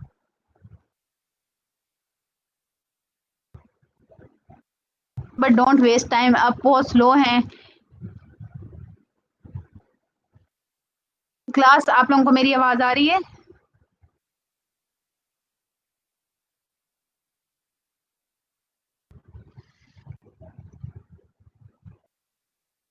Okay okay okay. सो अब क्या है कि हमने देयर इज वेरी स्टार्ट में क्या था, पीएच 1 थी, अब वेरी लिटिल चेंज है अप टू 20 ml, 25 हमने एनएच डाला है इसके अंदर, बट स्टार्ट 20 में very little change, but here very sharp change in pH over the addition of less than half a drop of NH, एकदम से शार्प पीएच चेंज हो गई। This is everything which we have already discussed.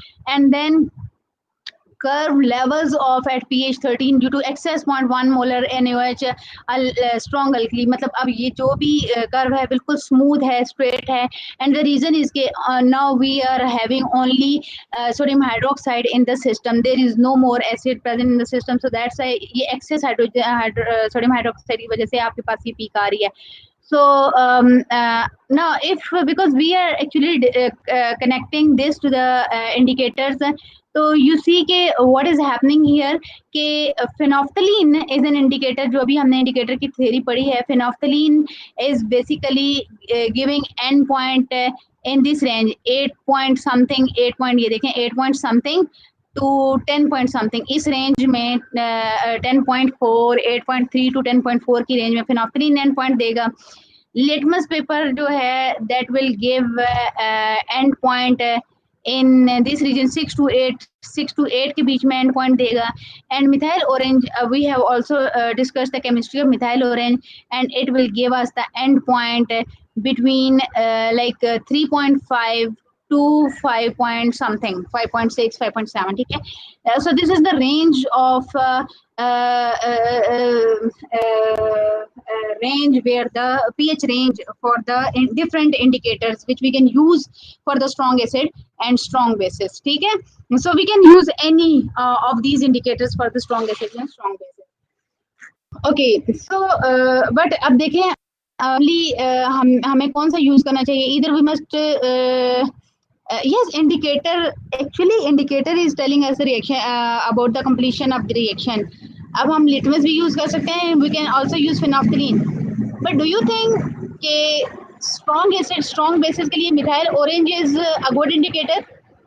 आप इस picture को देख के do you think that methyl orange can be a good indicator for the strong acid strong base titration? Class quickly जरा मुझे respond करें, do you think that methyl orange can be a good indicator for strong acid strong base titration? No, yes, methyl orange cannot be a good indicator because अब देखें कि strong acid strong base end point से दूर हो जाएगा, end point से हमें end point तो मिल जाएगा हमें, but the end point will not be the correct one.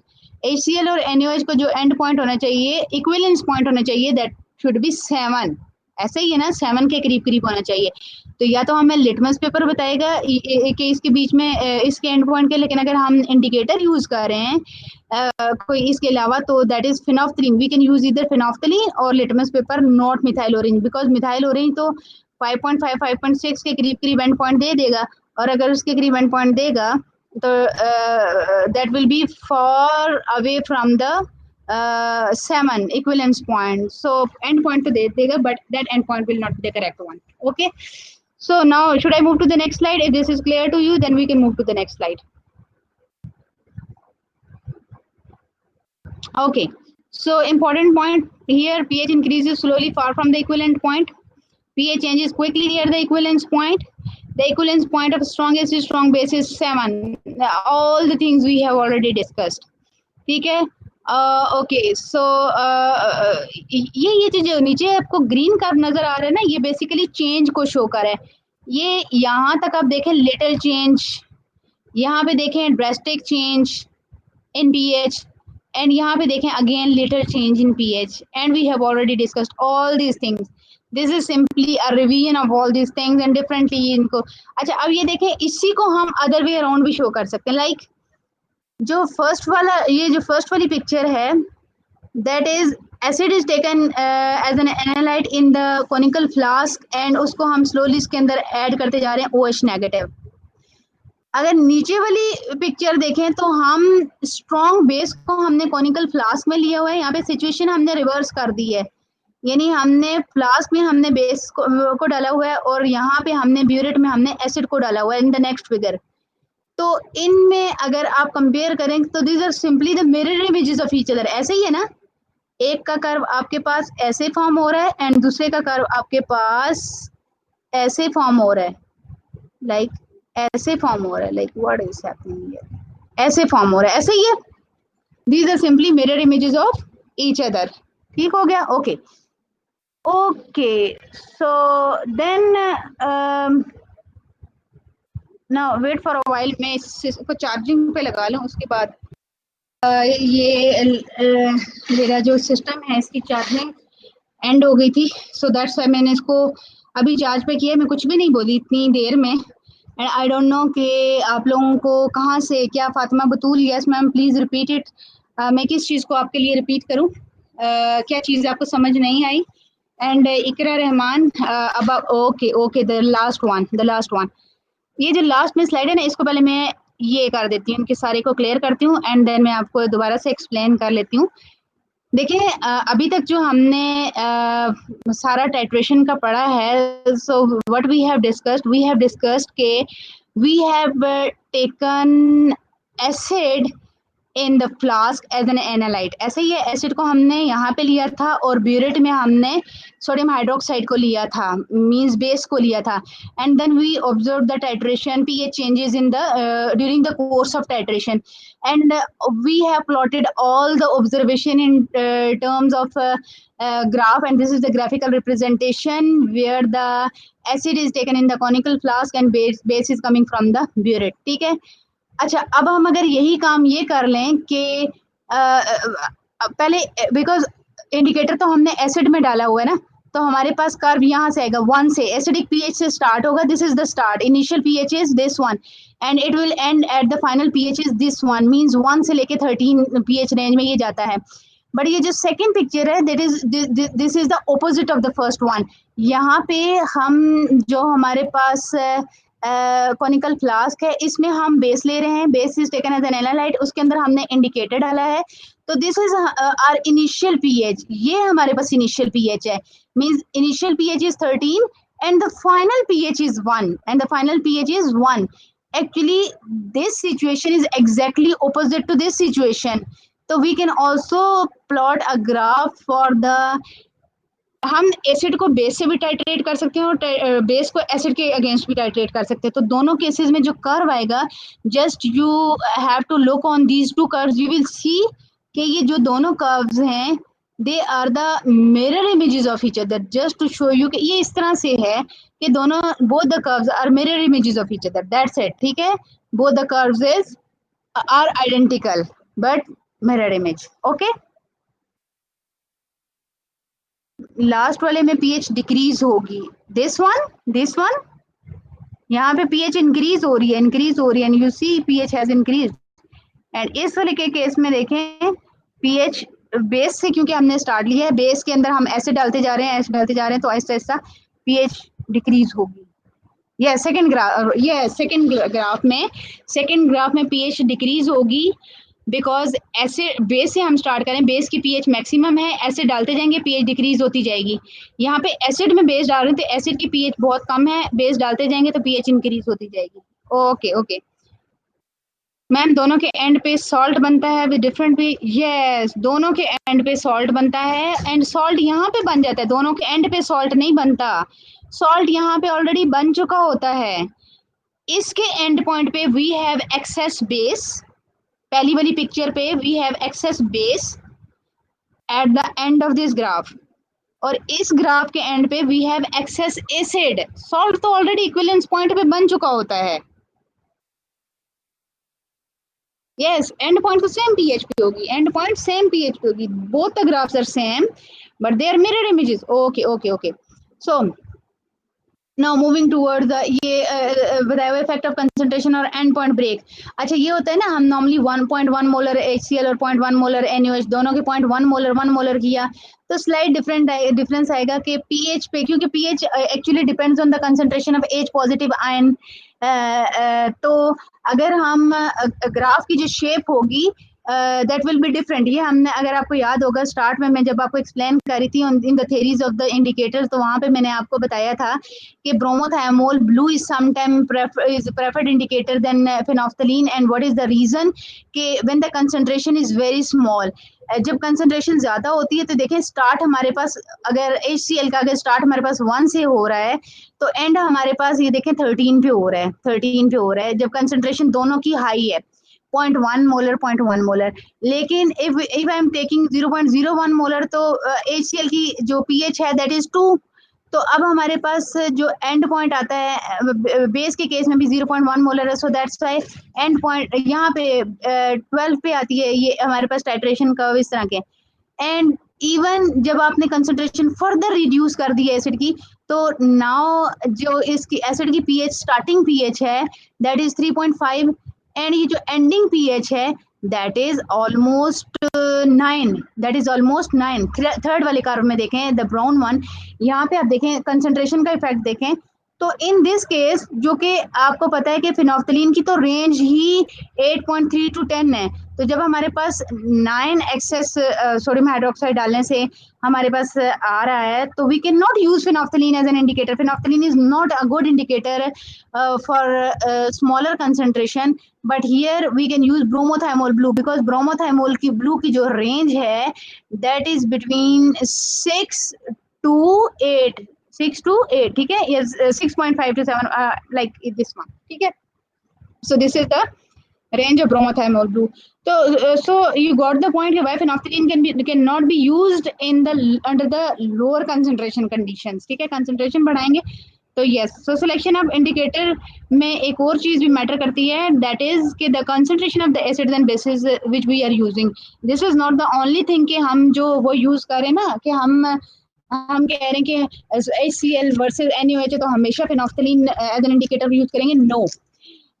The point is the concentration which we are using is also important. The concentration which we are using is also important. So class got the point up till here? आप लोगों को यहाँ तक बात समझ आ गई है? Okay. Okay, so now week acid strong base, अब मैं इसको जल्दी से गो थ्रू करूंगी बिकॉज ये अब आपके पास एक अगर आपके पास कॉन्सेप्ट क्लियर हो गया है तो बाकी सारे उसी तरीके से जाएंगे। बट यहाँ पे वीक एसिड स्ट्रॉन्ग बेस की या स्ट्रॉन्ग एसिड वीक बेस की बात होती है तो थोड़ी सी चीजें डिफर इस तरह से हो जाती हैं, बिकॉज आपको पता है कि वीक एसिड का कॉन्जुगेट बेस स्ट्रॉन्ग होता है, वीक बेस का कॉन्जुगेट एसिड स्ट्रॉन्ग होता है, और ये एंड पॉइंट से पहले एक बफर सिस्टम बना देते हैं, एंड पॉइंट से पहले एक बफर सिस्टम बना देते हैं। एंड यहाँ पे अगेन सेकंड जो पॉइंट है एंड पॉइंट पे हमारे पास स्ट्रॉन्ग एसिड स्ट्रॉन्ग बेस की तरह नहीं होता। This is everything which we have discussed in the ion equilibria. मैंने आपको बताया था कि जहाँ पे वीक एसिड स्ट्रॉन्ग बेस की बात होगी तो वहां पे जो सॉल्ट बनेगा, salt of weak acid with strong base, that will be basic salt or strong acidic salt, क्या होगा, बेसिक सॉल्ट होगा या एसिडिक सॉल्ट होगा? बेसिक सॉल्ट होगा, गुड। अच्छा, जो न्यूट्रल सॉल्ट होता है, स्ट्रॉन्ग एसिड स्ट्रॉन्ग बेस, क्या उसकी हाइड्रोलिसिस होती है? क्विकली जरा रिस्पॉन्ड भी करते जाएं क्या। जो salt from strong acid and strong base, उनकी न्यूट्रलाइजेशन होती है, सॉरी उनकी हाइड्रोलिसिस होती है?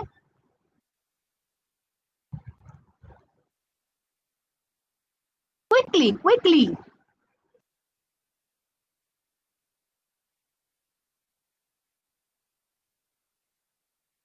बच्चे आप लोग इस इट मींस यहाँ से जो मैंने पिक किया है कि you have not read the previous, जो भी मैंने आपको कॉन्सेप्ट दिया है आप उसको नहीं पढ़े, नहीं होती है। शी इज राइट कि जब स्ट्रॉन्ग एसिड स्ट्रॉन्ग बेसिस के जो से ड्राइव जो सॉल्ट्स होते हैं उनकी हाइड्रोलिसिस नहीं होती। यस, यस, वो न्यूट्रल उनकी सिंपल सॉल्वेशन हो जाती है। But acidic salts and basic salts की न्यूट्रलाइजेशन, सॉरी हाइड्रोलिसिस हो जाती है। और उनकी जो हाइड्रोलिसिस होती है, ये because this is basic salt, उनकी हाइड्रोलिसिस होती है eight the end point. And जो स्ट्रॉन्ग एसिड वीक बेस होगी उसमें आपके पास एसिडिक सॉल्ट आएगा और उसकी भी हाइड्रोलिसिस हो जाएगी। ठीक है, सो एट द एंड आपके पास एक्सेस स्ट्रॉन्ग बेस होगा, but at the end point आपके पास हाइड्रोलिसिस हो जाएगी सॉल्ट की, ऑल्दो इंडिकेटर चेंज करेगा, कलर चेंज को शो करेगा। And before the end point आपके पास बफर सिस्टम होगा, क्योंकि strong acid plus salt of it with, sorry weak acid plus salt of it with strong acid. ठीक है, ये बन जाएगा। So that's why buffer system बनाएगा before the end point. So but the more important is to make the titration curve for this one, and this is, अभी देखें, because ये क्या है, वीक एसिड है। Weak acid for example acidic acid है। Acidic acid अगर हमने से फॉर एग्जांपल 0.1 मोलर लिया है, तो एसिडिक एसिड की जो पीएच है, starting pH that is 4, that is 4.1 molar आपके पास पीएच आ रही है 4। इसको हम ब्लू कर देते हैं सो दैट आपको नजर आए कि हो गया। ये दिस इज द पीएच 4, जो कि वीक एसिड की पीएच है स्टार्टिंग में। अब आपने and this acid is taken in the conical flask, this acid is taken in the conical flask, this here is acid, और ब्यूरेट से हम डाल रहे हैं बेस। स्टार्ट में वही हो रहा है, यहाँ तक आपके पास एसिड की ही पीएच है। ठीक है, very small increase in the pH आई है, but near the end point यहाँ पे आपके पास शार्प चेंज इन पीएच आया है। एंड अगेन सेम स्टोरी यहाँ पे भी वही कुछ हो रहा है कि बिकॉज एनएच तो स्ट्रॉन्ग बेस है, लेवलिंग वहीं पे होगी। यहाँ पे एक्सेस बेस है पीएच 13 आपके पास, इस तरह का कर्व आ जाएगा। ठीक है, एंड ये वाला जो बिफोर द एंड पॉइंट आपके पास स्टडी पीएच जो आती है is due to buffer, that is due to buffer. Buffer की पीएच एकदम से चेंज नहीं होती, चाहे उसके अंदर एनयूएच डालते जाएं या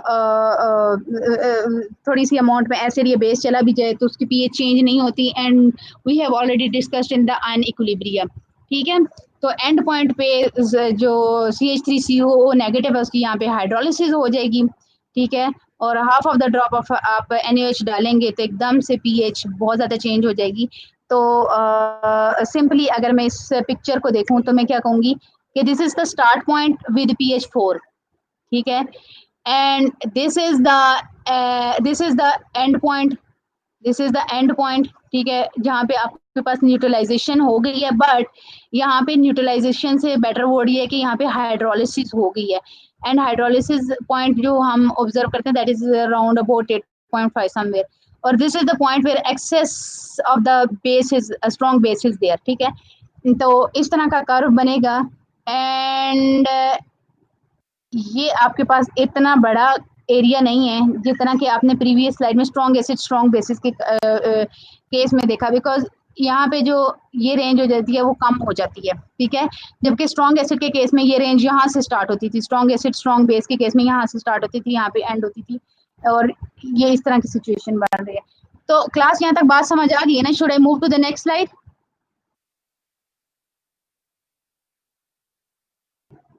ओके ओके, सो नेक्स्ट अगर आप देखें titration of weak acid with strong base, इसको मैंने ये एक्सप्लेन करी व्हाई, जो प्रीवियस स्लाइड पड़ी है उसी स्लाइड को आप अप्लाई करें, वहां पे एसिड वीक था, बेस स्ट्रॉन्ग था। No, sorry, this is the same thing, this is the same thing. Okay. Because ये सारा एरिया वो है जहाँ पे बफर फॉर्म हुआ है, यहाँ पे अगर एसिड बेस एक्सेस में डालेंगे भी स्लाइट एक्सेस में, तो वो उसकी पीएच चेंज नहीं करेगा, because now it is buffer system. तो यहाँ पे इंपॉर्टेंट पॉइंट्स कौन से हैं जो यू हैव टू रिमेंबर, कि pH increases more rapidly at the start then for a strong acid. Start में ज्यादा शार्पली पीएच इंक्रीज हो जाती है क्योंकि बफर सिस्टम बन रहा है ना, जबकि उसमें बहुत स्ट्रॉन्ग एसिड है, तो इस वजह से आपके पास यहाँ पे बहुत कम पीएच चेंज स्टार्ट में शो हो रही थी। pH levels of near the pK due to buffering, यहाँ पे लेवलिंग हो जाती है due to buffering system. Curve is steeper near the equivalent point, यहाँ पे स्टीप हो गया curve, equivalence point this is near the equivalence point, this one. And curve is similar to strong base after the equivalence point, equivalence point के बाद बिल्कुल वैसे ही है जैसे स्ट्रॉन्ग एसिड के केस में आपने ऑब्जर्व किया था। ठीक है, so these are some observation in the titration of weak acid and strong base. ठीक है, okay. Now weak acid strong base, तो weak acid strong base का अगर हम करेंगे तो बेस तो हमारे पास again same, okay same. We are applying the concept of indicator over here. Same weak acid strong base में indicator का concept apply करें. How can you apply that? Methyl orange देखें, क्या एंड पॉइंट हमारे पास यहाँ पे लाइक आ रहा है ना, this is where equivalence point is lying, तो एंड पॉइंट हमारे इसके करीब आना चाहिए ना। ठीक हो गया। अच्छा, अब मुझे बताएं, can we use methyl orange as an indicator in this case?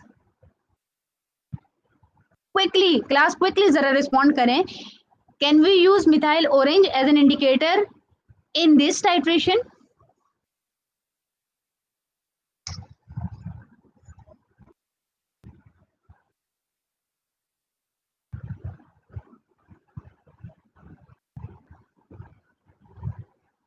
Can we use litmus as an indicator in this titration?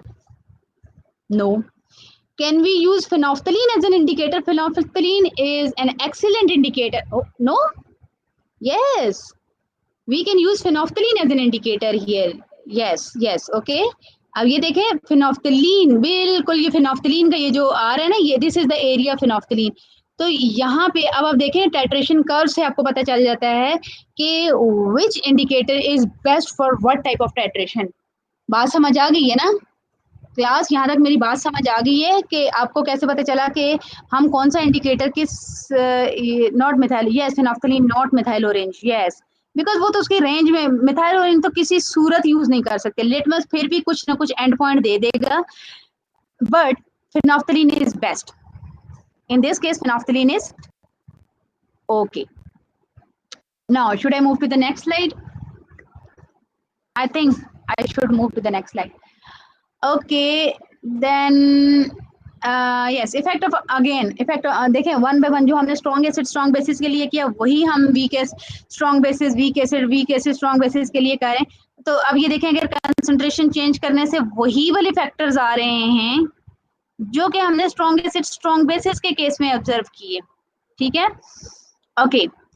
अब यहाँ पे देखें कि कुछ इंपॉर्टेंट पॉइंट्स हैं कंसंट्रेशन चेंज करने से, जो हम मैं मैसेज नहीं कर रहा लेकिन मेरा मैसेज फॉरवर्ड हो रहा है। I think someone else is using your, जो आपका पोर्टल है, someone else is using, whosoever is using, use your own, because otherwise आप लोगों की जो भी अटेंडेंस आप लोगों का इश्यू बन जाएगा। So try to use your own जो लिंक है और अपने पोर्टल पे जो आपका अपना अकाउंट है वो यूज करें। ठीक है,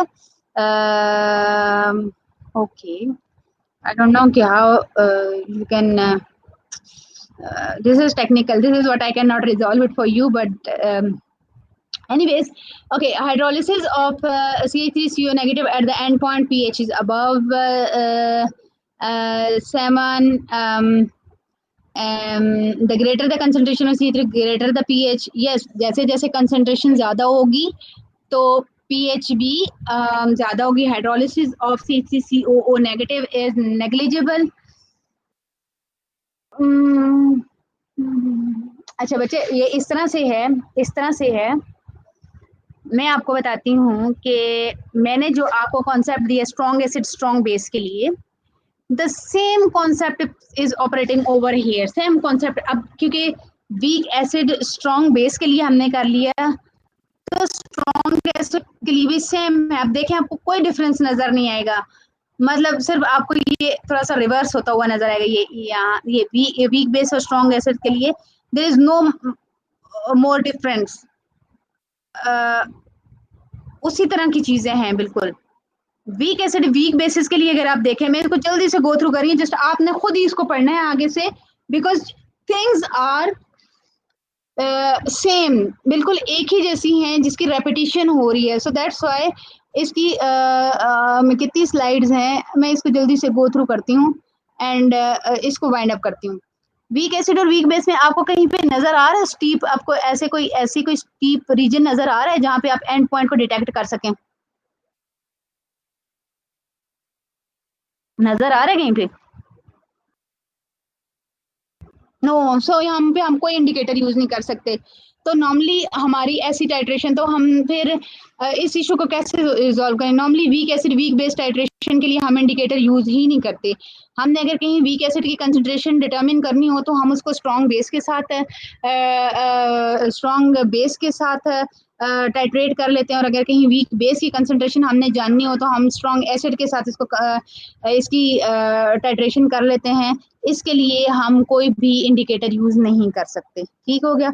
ओके, देन सेम इसको there is no suitable indicator and again other pH curves, acid versus carbonate, कहीं पे मल्टीपल कर्व्स भी आते हैं, एक फॉर्म दूसरी में कन्वर्ट होती है जिसके पास स्टिल प्रोटॉन्स होते हैं, रिप्लेसेबल प्रोटॉन्स।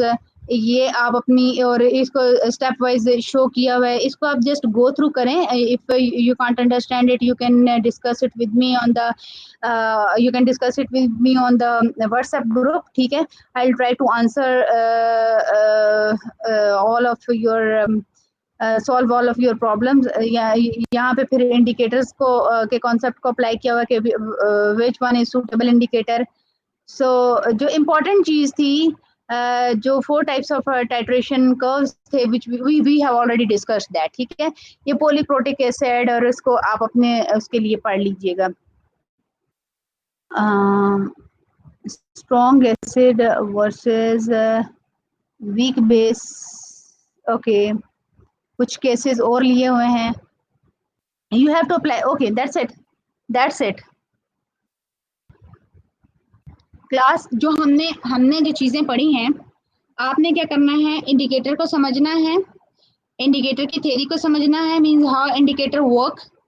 फिर आपने नेक्स्ट में क्या करना है कि you have to apply this concept on 4 different types of titrations. Strong acid strong base, weak acid weak base, strong acid weak base, strong base weak acid. And then उसमें concentration का क्या effect होता है, and what if the analyte is acid and burette में हमने base लिया हुआ है, एंड अगर इसको हम रेसिप्रोकेट कर दें, इनकी प्लेस चेंज कर दें, तो कर्व पे क्या इफेक्ट पड़ता है, which indicator is suitable for what type of titration et cetera. ठीक है, मैंने असाइनमेंट पोर्टल पे सबमिट कर दी है, काइंडली चेक कर रहे हैं। आपसे वीक का टाइम लिया था, 2 assignment I should be okay. Okay, portal पे I will check. I have not checked the assignments on the portal, but I will check. Okay. Okay, so this was all for today. Today's class. आप लोगों को class समझ आई है जो मैंने आज आप लोगों को एक्सप्लेन किया है?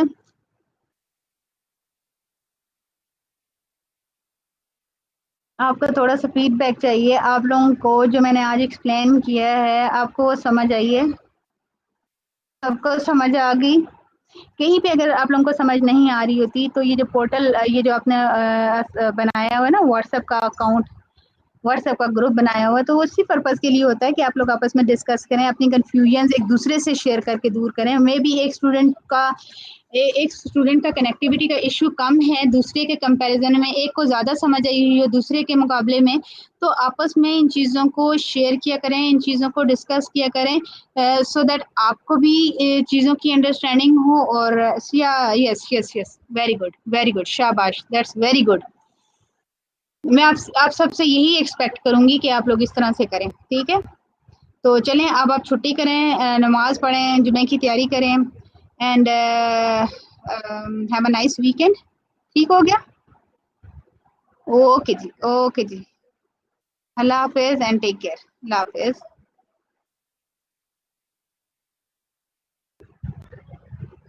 ओके जी, okay okay okay okay okay, अल्लाह हाफिज, अल्लाह हाफिज।